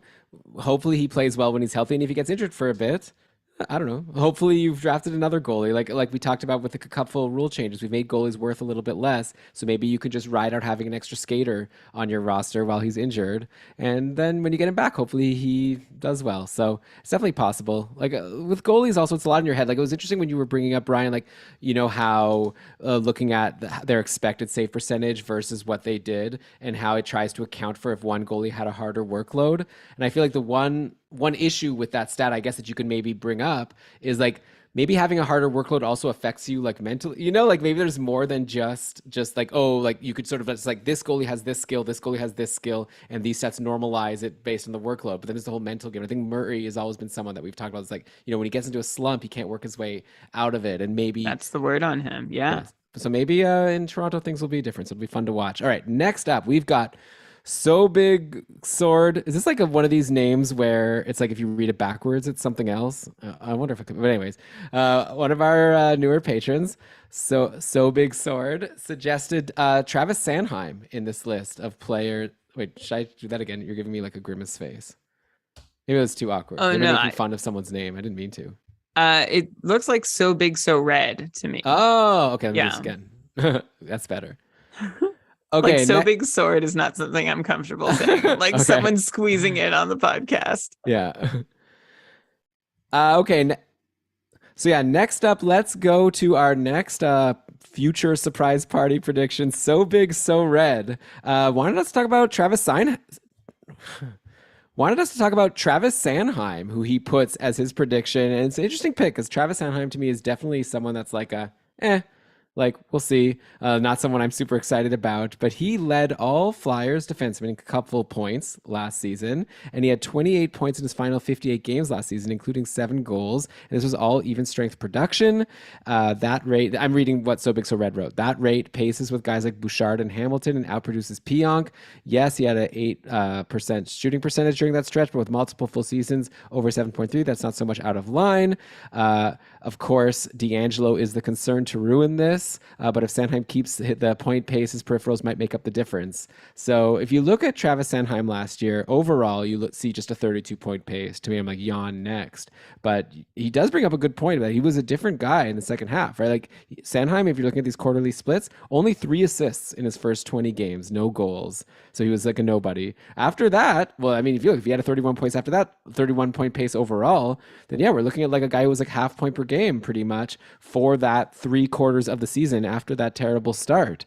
So yeah, if Sanheim keeps up what he did, like a 40-point defenseman can potentially be pretty useful in fantasy, especially if they provide the peripherals. And it seems like he does. Like last year, he had the most blocks of his career, 142 blocks in the 80 games. So yeah, maybe there's something here. Brian, are you seeing a chance that Travis Sanheim gets mentioned on Keeping Karlsson a few times and is someone that we're talking about as someone you want to add to your fantasy team? He's someone that we were hoping for a while would become someone we could mention. And then he kept getting passed over for like power play time. And so we sort of gave up on him around that moment. But his even strength point production was really strong towards the end. Like he was averaging an assist per hour, which is really good. Like that's twice as much as Provorov, which is not a high bar to clear, but twice as much as Provorov and twice as much as Ristolainen and Yandel at 5-on-5 over those last 3/4 of the season. So that's a nice little shift. And I'm looking at his IPP and it wasn't so out of line with what his career numbers would be. Does it still bring him into being a fantasy, like someone that we really look to and are thinking, oh yeah, like this guy could be worthwhile? Well, like I'm not so sure, right? Like I feel like Sanheim, even scoring at the pace he scored at over those last 3/4, still is like maybe a 40-point player, which is nice, right? That's better than his career high point pace was 35. That was his first full season back in 2018-19. Here is heading into his age 26 season now in 22-23. I think that would be about the bar we could clear. So I think it would be, Elon, at this point, yeah, I would be surprised to see Travis Sanheim's name come up when we're talking about like guys you should consider adding, because he's been like completely off the radar for long enough. I think the other challenge though for him is going to be like playing for Philadelphia, right? Like you mentioned earlier this show that you don't really want anyone playing on Philly. And I hear and feel that. I guess the one saving grace might be that if Philly's really bad and Sanheim's just had the puck so often, maybe that gives him more time. Like last year, he had the second best shot block rate of his career. He had a hits rate that was, nothing special, but it was okay. It was manageable.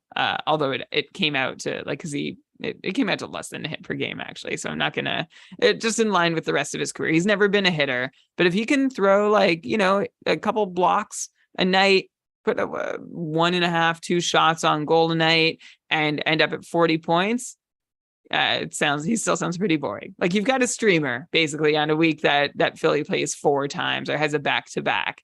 So I'd be surprised if he got beyond that, but it would be nice to talk about Travis Sanheim again. I'll give him that much. Yeah, and then we'll give So Big So Red credit for having told us that he was going to be better than we expect. Next up, okay, Julian Paquette, longtime patron, friend of the show. He had a few predictions for us. He had 3 of them. So maybe Brian, you can decide which one you want to talk about here. First of all, his prediction here is Brent Burns' age does show, and he doesn't work that good in Carolina. And Jacob Slavin earns top power play. So I was the one like over the moon when we were talking about Brent Burns and being like, he's going to have such a great year on Carolina. So I would be very surprised if he gets bumped from top power play. And hey, like we've seen it happen back when Hamilton was on Carolina, and I really thought he was going to be on the top power play. It even took him a couple years to take over from Justin Falk, even though it seemed like Falk wasn't even that good. And now I feel like, the take that you've often said on the show, Slavin, while he's a great, overall defenseman, like he's never really done that well when he did have those top power play opportunities when people were injured. But, maybe they give it to him anyways. I don't know. I'd be surprised, but yeah, that would be definitely something that would surprise me. Then Mackenzie Blackwood returns to form and becomes the starter for a surging New Jersey team. So New Jersey also has Vanacek, but Vanacek hasn't proven himself to be a starter. So Blackwood, at one point, we were so excited about him having this big future. Brian, you just talked about how New Jersey is finally looking like a more competitive team. We have so yeah, that would be surprising for sure though, because Blackwood just was so bad last year and also injured for most of it, kind of like a Matt Murray. And then the last one here is Quinton Byfield takes a step and steals offensive opportunities from Phil Deneau. So yeah, it's like we already forget, like Byfield was 2nd overall pick, someone that we're expecting to be huge one day. He's only 19 years old still. He's super young. Last year he did play 40 games, only 10 points. And like this prediction has Byfield taking away from Deneau. I think like the big problem with this is Deneau, Arvidsson, Moore was such like a successful line in the second half of the year. So it's like, are they really gonna ruin that chemistry? But I guess if things aren't going well, but yeah, it's hard for me to imagine Byfield being a big producer until he cracks that top 6, which does, I think Kempe, Kopitar, Fiala, and then Arvidsson, Deneau, Moore seems like so set for me. But there could also be an injury. So Brian, of those 3, is there anyone that you think has the most legs, the most likely to happen? I really like the Brent Burns take just because it would be, well, okay. Actually, I like the Devils one the most. I was going to say like the Brent Burns one because it would be really surprising. And I sort of have I've expressed a little skepticism about how much Burns can do, although I think he is going to be a good get in most drafts wherever you grab him. But Slavin taking over the top unit is something I don't see happening. Like Carolina went out, they got Burns for a couple reasons, but one of them was to work the top power play. And Slavin has only ever been there based on ultimate necessity. And I just, I don't see that happening so long as Burns is healthy. Slavin in his career on the power play hasn't been somebody who's performed really any better than anybody else would on the power play. So like he does not stand out as an effective power play helper. So that's why I'm not thinking that he's in line to get the job. But the Mackenzie Blackwood, actually, I like that take a lot. I think there could be as much value as there could be if you find the right Colorado goalie or the right Toronto goalie. And I'm still going on the record saying I'm not sure there will be a right Colorado goalie. There could be a right Toronto goalie. There could be a right New Jersey goalie too. And if you get him, yeah, like this New Jersey, like I know I already said this, but looking at their depth chart, like they have 2 really solid top lines. Look at their defense. They've got Ryan Graves, Jonas Siegenthaler, Dougie Hamilton, Damon Severson. Like they are solid. Goal has been their Achilles heel for a couple of years. And they had a couple other Achilles heels on the way, but now it seems like even their top 9 is pretty solid. They have a good mix of role players in their bottom six, like guys who can just hold the fort. A really solid group in their top six. Just signed Miles Wood, so they got that locked in. Yeah, who's like been lauded forever as like a guy who's like, yeah, that's a good middle six checking forward. You have Alexander Holtz, who like could step up as a prospect and make some noise. Like maybe he plays with Nico Hischier. Maybe he plays with Nico Hischier and Andre Palat on the second line. Wouldn't that be fun? There's so many possibilities for fun in New Jersey this year. I think they're ready to compete. And goaltending is just the biggest question mark for them. Blackwood himself is a question mark in net. He has not been someone who has inspired much confidence. Like, yeah, he started his career pretty well over his first, couple seasons where he played 70 games. He looked average to a little above average. But ever since then, he's been a total disaster, fought a lot of injuries, and we just don't know if he has it. It's been a long time. I'd say it's been over 2 seasons since we've seen really any sunshine from Mackenzie Blackwood's play. Meanwhile, last year, Vitek Vanacek put together like a half-decent season. He couldn't win the starting job over Ilya Samsonov, but he came the closest to winning the starting job over Ilya Samsonov. And I actually think what really hurt him was shorthanded. Vanacek struggled. At even strength, he was actually pretty solid. Like I would say more above average than Blackwood has ever played. So I know the take was specifically about Mackenzie Blackwood. I feel like the Devils would rather Vanacek be the guy. They seem, especially from the interview with Shayna Goldman, the 32 beats, and everything else I've read and heard over the last couple of years, it seems like the Devils are ready to move on from Blackwood. So I feel like Vanacek has the advantage, but picking the right Devils goalie, yeah, could be a really great thing. So I like that prediction. And I think the Devils goalies are kind of being forgotten because it's been a while since we've had a fantasy relevant Devils goalie. And then the Quinton Byfield thought that he could surprise. Also would be fun, but Elon, for the reason you said, that second line seems so locked in with Mordino and Arvidsson. I just don't see where Byfield is going to be able to find his way through into the top six with Kempe and Fiala flanking Kopitar. I think he's like the eventually guy, and he's still waivers exempt for what it's worth. I don't think he's like going to go back and play a lot in the AHL. I'm open to the possibility. I think it's still too early to get on the Byfield train, but as Kopitar ages out, I think he's going to be asked to take on more and more responsibility. Maybe he'll find himself on the wing before he's playing at center. But that's, I think I like the thought, but I think it's too soon to get too deep into Quinton Byfield. Right. Yeah. Okay. So some fun predictions from Julian. We'll see if any of them pan out. Brian, this is my job to be the Devils excited person, and you're supposed to cool me off. Now you're talking like you're into the Devils for next year. So we'll see. You should buy a Devils hat. You don't really wear hats on the show. I guess you have nice hair. So why should you? I'm wearing a hat. I'm wearing a Sens hat. I don't know if and you have great hair. You sacrifice it for the show. There it is. I'm back on Sens train now. Speaking of Sens, professional slacker brought up Batherson and Formanton. Well, yeah, so gets suspended midseason. So we'll see. Obviously, we talked about that. And then Matthew Joseph becomes a surprise breakout on the second line. So yeah, just really quickly remind people, there was that stretch where Matthew Joseph had 3 goals and an assist versus Detroit on April 1st.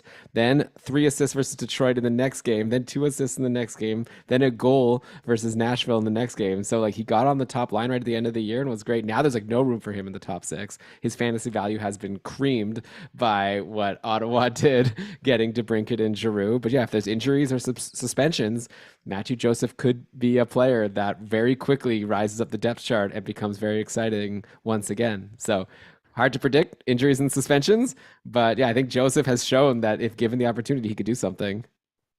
Yeah, I was cool to what he accomplished in Ottawa on that run. Like there was a lot of like unsustainability underneath it, his shooting, his teammates shooting. So like we weren't sold and we didn't see a lot of opportunities for deployment. If he finds himself on the second line, though, if anyone finds himself playing with, let's just assume for argument's sake, the second line is, it's going to be Stützle and then probably DeBrincat or Giroux.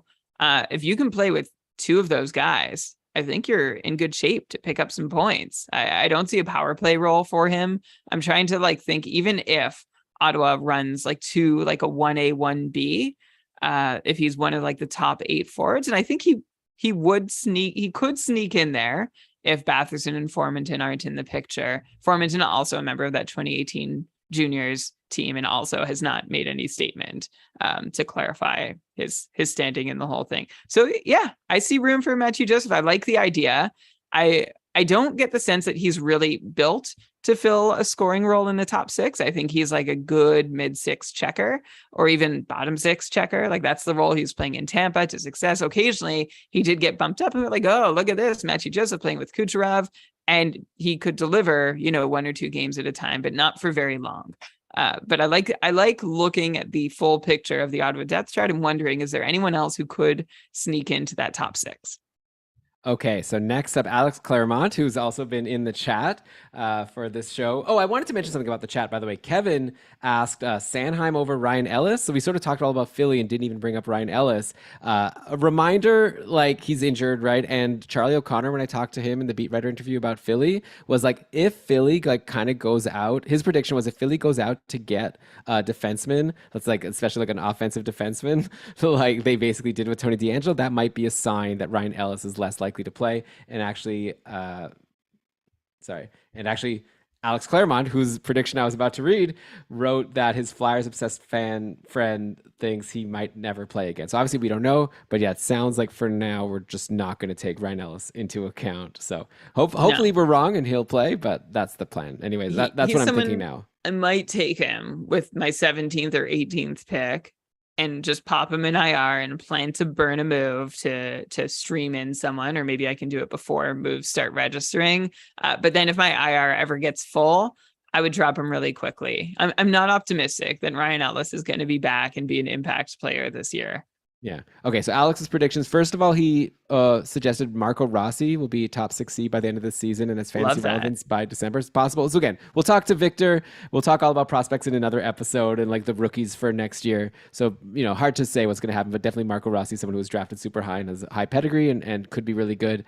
And it would be great for Matt Boldy to have someone great to play with on that second line if he, now that he's lost Fiala. The other one from Alex is that Trevor Zegras will have an 82-point pace, which I think is doable. Like he's such a big star already, and he ended last season with 67-point pace, 61 points in 75 games, but that included only 14 points in the first 20. Basically, like he was close to point. Like, he had 17 points in his last 18 games. So this is again one of these things where I just wonder how hot this is. I think that maybe might be like a bit of a surprise for him to hit all the way to 82, but I think he'll be close. Right? I think he'll be like 70, 75. And by the way, like we said on the last episode, Anaheim, with all those off-day games, maybe you still draft Zegras as an 82-point guy, even if you expect him to only be 70 to 75, because he gives you that big schedule advantage. Exactly. You have the off nights there, so there's a little bit of juice in his value there. In just 18 minutes a night last season, Zegras had 56 points in 62 games. So he wasn't very far off from being a point-per-game player. And from everything I can see, looked pretty good. Like he was taking 2.5 shots per night, getting a lot of power play time. Towards the end of the season, he had some heavy minute nights where he was playing 19 or 20 minutes. Up until that, like he was occasionally playing 20 minutes, but often in like the 15 to 17 minute range. So it looked to say, I feel like Anaheim was seeing, okay, just how much can we actually put this guy out there and use him? And so his average ice time on the season last year was just under 18 minutes. I could see him getting more ice, and I could see him continuing what he did for his final 60 games. I cut out the first 13 games where he had just 5 points. And that was, like I'm gonna forgive that, right? He's in his age 20 season, second year, first full season in the NHL. Let him get his legs over the first little bit. And I'm very happy to just look at the rest of the body of work that he put together in the NHL. I don't see any surprises here or any spikes of unsustainability in his numbers. He was pretty successful on a power play that wasn't that successful, 17 power play points in 75 games. And I feel like he could do more damage this year, except that first unit in Anaheim doesn't seem that awesome, right? You've got Zegras, Terry, Klingberg, and then two guys. I don't know. You want at least 4, ideally 5. Like We just talked about how we're going to put Klingberg on the last episode. We said Klingberg was going to maybe be a sneaky pick for 60. I like, right, because I think he can get 20 power play points there. I'm trying to hope. I would like to believe that Trevor Zegras can like be a really good power play producer and be like mid 20s and even approach 30. I just don't know that the Anaheim power play is ready to give him that yet. But Klingberg coming is a big boon. So I love the idea of Trevor Zegras. The question is, would it be such a surprise? I'm not sure. It would be a surprise if he beat a point per game pace. Like, well, maybe there's an opposite one, Brian, I could throw at you. Schwab's squad had an opposite prediction, which is Zegras disappoints. He surprises in the other direction. And he brought up that no Anaheim forward has received over 19 minutes in average TOI in the last 3 years, and no forward logged more than 60% of the power play time. Like, it's not hard to predict that a player is going to be a point per game guy with so few ice time and power play time. So maybe, I don't know, which is more likely, that he overperforms or underperforms? So I'm going to say, like, in response to Schwab's squad, like, I think that's a really astute and keen observation. And we've made that observation about other teams, like, Carolina most recently, talking about Pacioretty there. But I also feel like that might have been true about Anaheim, because there's nobody worth playing more than 19 minutes a night and nobody worth playing more than 60% of the power play time. Like, it was too even from top to, in the top 9 in the top power play units. It just wasn't that much of an advantage you got from playing certain guys over others. And now that Zegras and Terry have really, really shown up ahead of others, and this is a year that Anaheim should be starting to really compete and contend. I like that as a potential surprise, that Zegras becomes like the most deployed Duck of the last 3 to 5 seasons. That would be fun. I like that one a lot. All right, so next up, or is that good, Brian, to move on? I think we got to get into hurry up. Yeah, but I here. didn't talk about Rossi or Boldy. You don't need to. I sort of say you don't have to say everything. Like, unless you have something new to say that I didn't say. I said we'll talk about it with Victor. I think it's okay.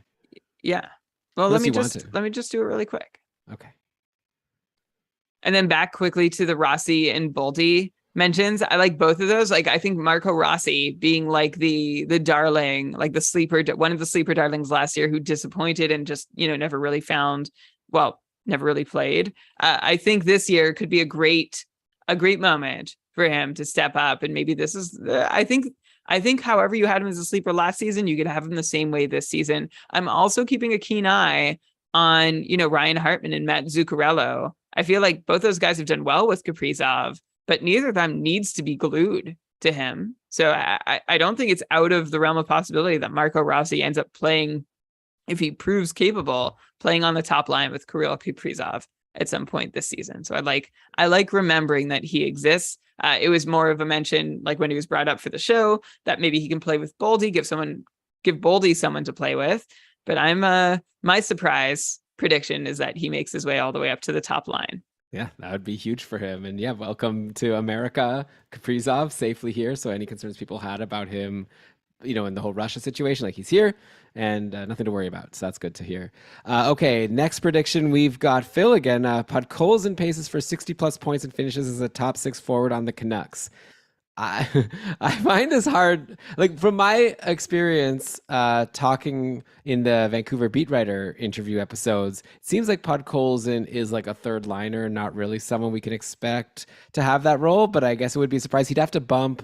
I mean, I guess like someone like a Tanner Pearson always feels like he's bumpable, but you're seeing, Elias Patterson, Bo Horvat, Brock Besser, JT Miller. But Miller also, there's been rumors that he get traded. Connor Garland is probably in the top 6. So I guess it's possible that there can be a spot there for him. The Canucks did bring in Ilya Mikheyev as a free agent in the offseason. Also, they have this guy coming from the KHL, Andrei Kuzmenko, who could surprise. He was very successful in the KHL.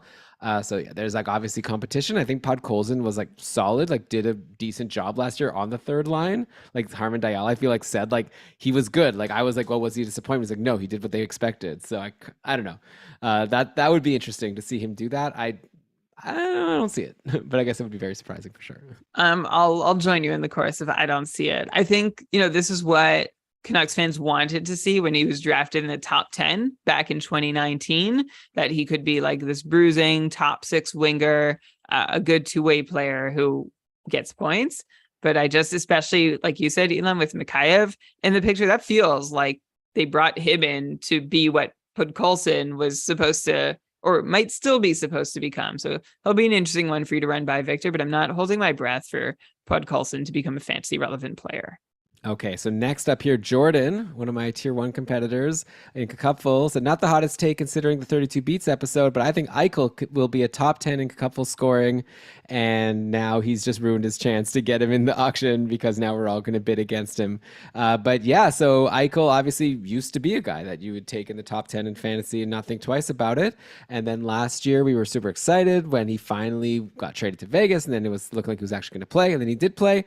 Kind of disappointing. 25 points in 34 games, only a 60-point pace, but obviously extenuating circumstances considering, again, like Jesse Granger said in that beat writer interview, he often was playing with, not great players. Like, he played a lot with like Dodonov and Chandler Stevenson. Like we were hoping that he'd be playing with Mark Stone and they didn't get a chance. So if Stone is healthy, I think that's what Jesse Granger said. It's like if Mark Stone is healthy, that's like a very good sign for Jack Eichel, and that could lead to a really successful season. Obviously, top 10 is very high, but Eichel, with all of his shots on goal, helps a lot in the way our scoring system works. We give 0.5 for a shot, so that can really add up if he's taking like 4 or 5 shots per game. So I think it's doable. I think it's a good, it'll be a bit surprising because I don't think he's getting, Brian, actually, can you bring up those 3 mock drafts that you brought up before where you're talking about where Beniers went? I'd be curious to know where Eichel went. I'd imagine it was far outside the top 10, but imagine, again, we talked about on the last episode, one of the rule changes we've made for Cupful is that round 3 reversal, where if you have the first overall pick, you don't also get the first pick in round 3. Like that would have been pretty sweet. Like without that, imagine if you got McDavid first and then you get like the last pick in round 2 and take, I don't know, I always bring up Gensel in that spot or like whatever, Jack Hughes. And then imagine you get like Eichel, at the start of the 3rd round. That would be pretty sweet. So now I think that you won't be able to get Eichel if you're also the first overall pick unless you take him like in the 2nd round. I don't think you'll get him in the 3rd because I'd imagine he was getting taken before the end of the 3rd. Maybe I'm wrong. I want to get a sense of how surprising this would be for him to be a 3rd round pick. In the 3 mocks that I've brought up, so small sample, but he did go in the 3rd in one of them. He went 33rd overall. In another mock, the earliest he went was 22nd overall, so that's mid-second. And then another mock, he went right at the end of the 2nd at 28th overall. Mm-hmm. So there's a bit of a range there. And I did check out, okay, has Eichel ever been a top 10 Cupful scorer? And he hasn't been. He's been a top 20. But what about are you looking at total points or points per game? I'm looking at points per game. Oh, interesting. Okay, yeah. I guess I thought of more like that season when he 2019-20, he had 78 points in 68 games. So that's like a 94 point pace, 94 point pace, and he was averaging 3.3 shots per game. So I guess it's tough to be in the top 10. There's a lot of good players. I would have thought that maybe that would have been enough to crack it. But yeah, if it wasn't that season, then it wouldn't be any season. Yeah, exactly. And this might not be totally scientific because I might be including some folks who played 1 or 2 games in a season in the count by accident. So you know what? I'll go up to 10, 15. But basically, the prediction is that Jack Eichel has his best fantasy season ever. I'm interested. If he's playing with Mark Stone all year, that might be one of his better players he's ever played with. Yeah, well, that's it. I'm pulling up his line mates. So he played with Reinhart and Olofsson in 1920. He played with Skinner and Reinhart in 1819. He played with Evander Kane and Jason Pominville in 1718. So he has this theme of playing with one very good, I would consider Reinhart very good winger, and some other guy, which unfortunately I think is going to kind of reproduce itself.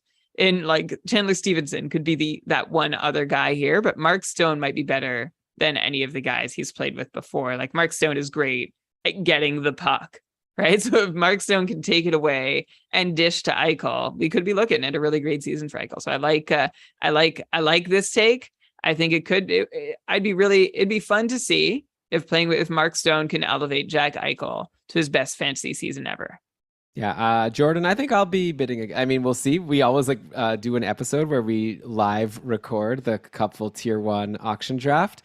So Brian, that could be a storyline. Try to remember to bring up when you're commentating when Eichel comes in and if me and Jordan end up in a bidding war together. Okay, I'll make a mental note now. By the way, Cupful, Keeping Karlsson Ultimate Patron Fantasy League, kkupfl.com. Join us. It's this massive fantasy league. We had over 400 managers last year. It's excessive, come on in, everybody's welcome. We have managers from all over the world. You can climb our tiered ranking pyramid. We've thought really hard about the league. We try and make sure everyone's active and having fun. We have a whole Discord community to go with it. kkupfl.com. There's the little pitch. Yeah, I think that's reasonable. By the way, all the winners, if you win your division, not only do you climb up quickly so that one day you could be on the tier 1 auction draft episode of Keeping Karlsson, also we sent cool t-shirts. If you won last year and you haven't gotten your t-shirt yet, expect it soon. Actually, for people watching live, I've got mine here. I got my Keeping Karlsson Ultimate Patron Fantasy League winner t-shirt. Looks like just a typical couple t-shirt on the front. In the back, wow, ultimate champion. There he is. The guy who said he's going to stop talking about it is now talking about it for episode. 2 consecutive episodes. I just said I was going to stop talking about it last episode. I didn't say forever. I think you should brag I think you should brag until you're not the defending champ. I mean, okay, let me tell you. I'm going to announce something right now on the show, okay? Okay. Ready? Big announcement. You calling your shot? No, my announcement is that my wife is pregnant and we're going to be having a baby in October. There it is. Which also means, as people know, for both regular hockey and fantasy hockey, usually a sign that the dip is coming in production. So I would love to become a 2-time couple champion, but I'm probably going to make it through the auction draft before the baby comes. So I'll still be, fully getting my 9 hours of sleep or whatever I need. But I guess that's more than most people need, 8, 7, 8. But yeah, I'm a little bit worried about my ability to still win after I go through that. I know that hit your cupful success soon after your baby was born. You were an ultimate champion, and then the baby came, and now you're going into tier 4 next year. No, I'm not. Yeah, I mean, there is an advantage if you're up at all hours of the night with literally nothing to do. You have a lot of time to look when your brain is at 20% capacity. That's the trade-off. More time to look, but less brain power. But this is not a that's not an excuse, right? You're not putting it out there as being it's if I lose, it's only because of this big life-changing moment. What's the point of having a baby if I can't blame my failures on her? Yeah, that's a very good point. Okay. This will be the first of many personal disappointments that you're gonna shovel onto her shoulders. Yeah. Anyway, yeah, like Brian said, come join us. It's a super fun league, and we would definitely love to have you in our community. So like Brian said, you go to couple.com. It's a perk for patrons of Keeping Karlsson, and we give a lot of other perks for our patrons. And you can read all about that at keepingkarlsson.com/patron. I guess, Brian, we're done with all the predictions. I guess we also put the call out on Twitter. I'll throw all of them at once. Brian, you could comment on the ones you want. So Hunter Mooney, Mangiapane gets the first power play deployment with Lindholm and Huberdeau, and he has a very, very good year. So yeah, I guess it's Mangiapane or Toffoli. We've talked about it. I feel like it'll be one of them. Yeah, it could be a sweet spot. I mean, not to say that they're the same as Gaudreau, but we saw what Gaudreau did on the top line there, and Huberdeau we've seen what players have done with Huberdeau. It's going to be a good spot to play with Lindholm and Huberdeau for sure. JM brought up Eric Stahl as a surprise. Is he someone?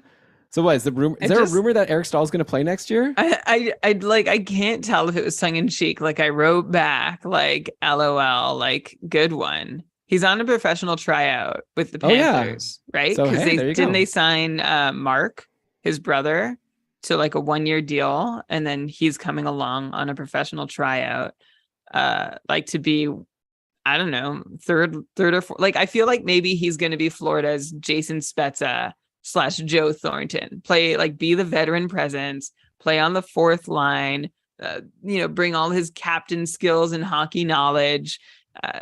Yeah, I feel that's going to be the limit of his influence. Fair. But I love it though. Why not? Why not? Let's talk about Eric Stahl just for 30 seconds. You succeeded. Who brought him up. I'll make it longer. Brian, can you name all the teams that Eric Stahl played for after Carolina? Okay. Montreal. Mm-hmm. Oh, you don't. I guess not in order. The Rangers. Did you play for the Rangers?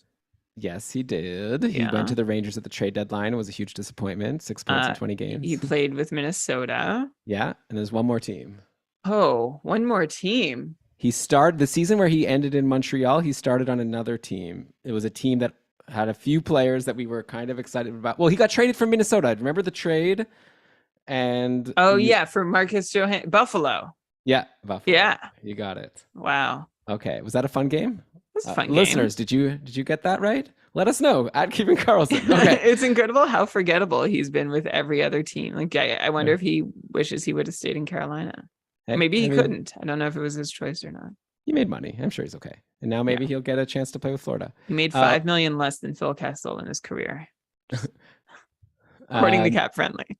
The man suggested Jonathan Drouin. So yeah, Brian, by the way, I was really stoked with my interview with Arpon Basu. Like I've liked all of them. I don't want to play favorites here, but I had a really fun time talking to Arpon, and he brought up some points about how Jonathan Drouin actually, like, he's been just hampered by so many injuries and also the personal issues. But in the time he was playing last season, there was a stretch where he was actually, according to Arpon, one of the few players that was succeeding. This is in the Ducharme section of the season where like no one was doing anything. And overall, like Drouin had a 46-point pace in the 34 games he played. Like, I think he could surprise us. Like, I'm not gonna like go out and like draft him, but like usual, I'll throw him on my watch list, and there's always the chance that he can finally hit that potential. Yeah, he spent a lot of time on my watch list last year, and he actually was on my roster for a bunch of that early run. Like he started strong, 16 points in his first 24 games, and like that's a big success for Jonathan Drouin based on the way like his career has gone and what he was coming back from, like personal issues. Now he's never paced for more than 60 points in a season. That only happened once. The rest of his career, he's been a mid 40 guys. It's hard to imagine there's not something untapped in there. And like, remember his time in Tampa was tumultuous to some extent when he asked for a trade, and then he ended up being traded straight up for Sergachev. But without ever really getting the play that we hoped or that he hoped he'd get. And then in Montreal, we know like there's been a lot of injuries and personal concerns that have added up to him also not fulfilling. So I don't know. It sounds like a guy who might have more to give. I would be surprised if I saw it in Montreal. Like I feel like he's already been through it there. Like maybe a nice, like a quieter team would work better for him. But I love being reminded, just like Eric Stahl, I like being reminded that Jonathan Drouin is out there. Yeah, a couple seasons ago, he had a really strong start. We talked about this with Arpon, and then he got injured. Like, it's just like anytime he's started to build some momentum, it's kind of just like been hampered, and it's been unfortunate. So we'll see. All right. So, Brian, I think that's everything. This has been a blast. Thank you so much to everyone who submitted your suggestions for your players that you think we're going to be surprised about come a year from now. It'll be fun to look back on this episode. I think I'm definitely going to have to look back at this episode at the end of next season and see if anyone really knocked it out of the park. And then we'll do a follow-up. It'll be a lot of fun. So yeah, thanks again. We really appreciate it. Of course, we also appreciate the patrons. We've already brought it up. We thank you so much for sticking with us all through the summer. If you want to join us now for the season and to play in the couple, obviously, like I said, keepingkarlsson.com/patron. But with that, Brian, for those behind the scenes people that are interested in that kind of thing, Brian and I have just recorded 2 episodes in a row. That scheduled episode we just recorded an hour ago. So hopefully, if you didn't listen to that, Brian and I did a really fun episode where we broke down the NHL schedule, and that should already be in your feed from probably last week. And we looked at why it's important to know about the NHL schedule to be successful in fantasy. So check that out. There's also probably been a bunch of fun beat writer interviews since we recorded this. So just make sure you're subscribed at iTunes or Spotify, wherever you get your podcasts. But with that, Brian, let's cue the outro music. Why don't you go ahead, read us the credits, get us out of here. All right. This episode of the Keeping Karlsson Fantasy Hockey Podcast was presented by Dobber Hockey and powered by our patrons, including Aaron, Tyler, Flash, Andrea, Tom, Derek, David, Rob, and Patty. Our first ever patron, by the way. Every so often, we need to shout Patty out for being first on board with us. We really appreciate it. Like Elon said, our Cupful season is getting up and running with our Cupful coordinator, Kevin Hebert, doing a huge amount of work. So thanks, Kevin, kkupfl.com, if you want to see all the amazing things that are happening. Shams and Elon still tweeting out all fancy relevant news. You can access it through GameDayTweets.com. Ben and Lewis are tweeting every so often at Short Shifts KK. They'll be back in the regular season with a new season of Short Shifts 2. Logo art by BrandonWeeb.com. Outro music by Pat Roach. This episode was researched with help from Dobber Hockey, Frozen Tools, Dobber Prospects, Natural Stat Trick, Evolving Hockey, Cap Friendly, The Athletic, Hockey Reference, Hockey Viz, Hockey Database, Elite Prospects, and NBC Sports Edge. Great job as always, Brian. Looking forward to talking to you. I don't know when, because we recorded this early, like I said, and now you're going away for a while, and that's why we did it. But one day I'll talk to you again. And what should I do in the meantime while I'm waiting for my next Brian chat? Please, if you can, make sure that fantasy hockey is something for everyone. All right. Yeah, Justin. Yeah, the outro music comes in post, but so you'll have to download the episode to hear the We have full. really great imaginations to like talk, and like I'm playing it in my head as I Oh, I'm speak. sure. Like I know where we are in the outro music as I. It's my pick in a Makilan. Okay, I really need to go. I And know that you now you have make fun of you me that I here also have you to go, go. but I Yeah, you definitely have. need to go. I thought you'd want to stick around for like 5. No, that's okay. I It's mean, we've been okay. sitting here for 3 I've already hours. been. Yeah. Okay, see you, pal. Good job. Thanks, everyone. Okay. Thanks everyone for being here. Bye. Bye. Have fun with whatever it is you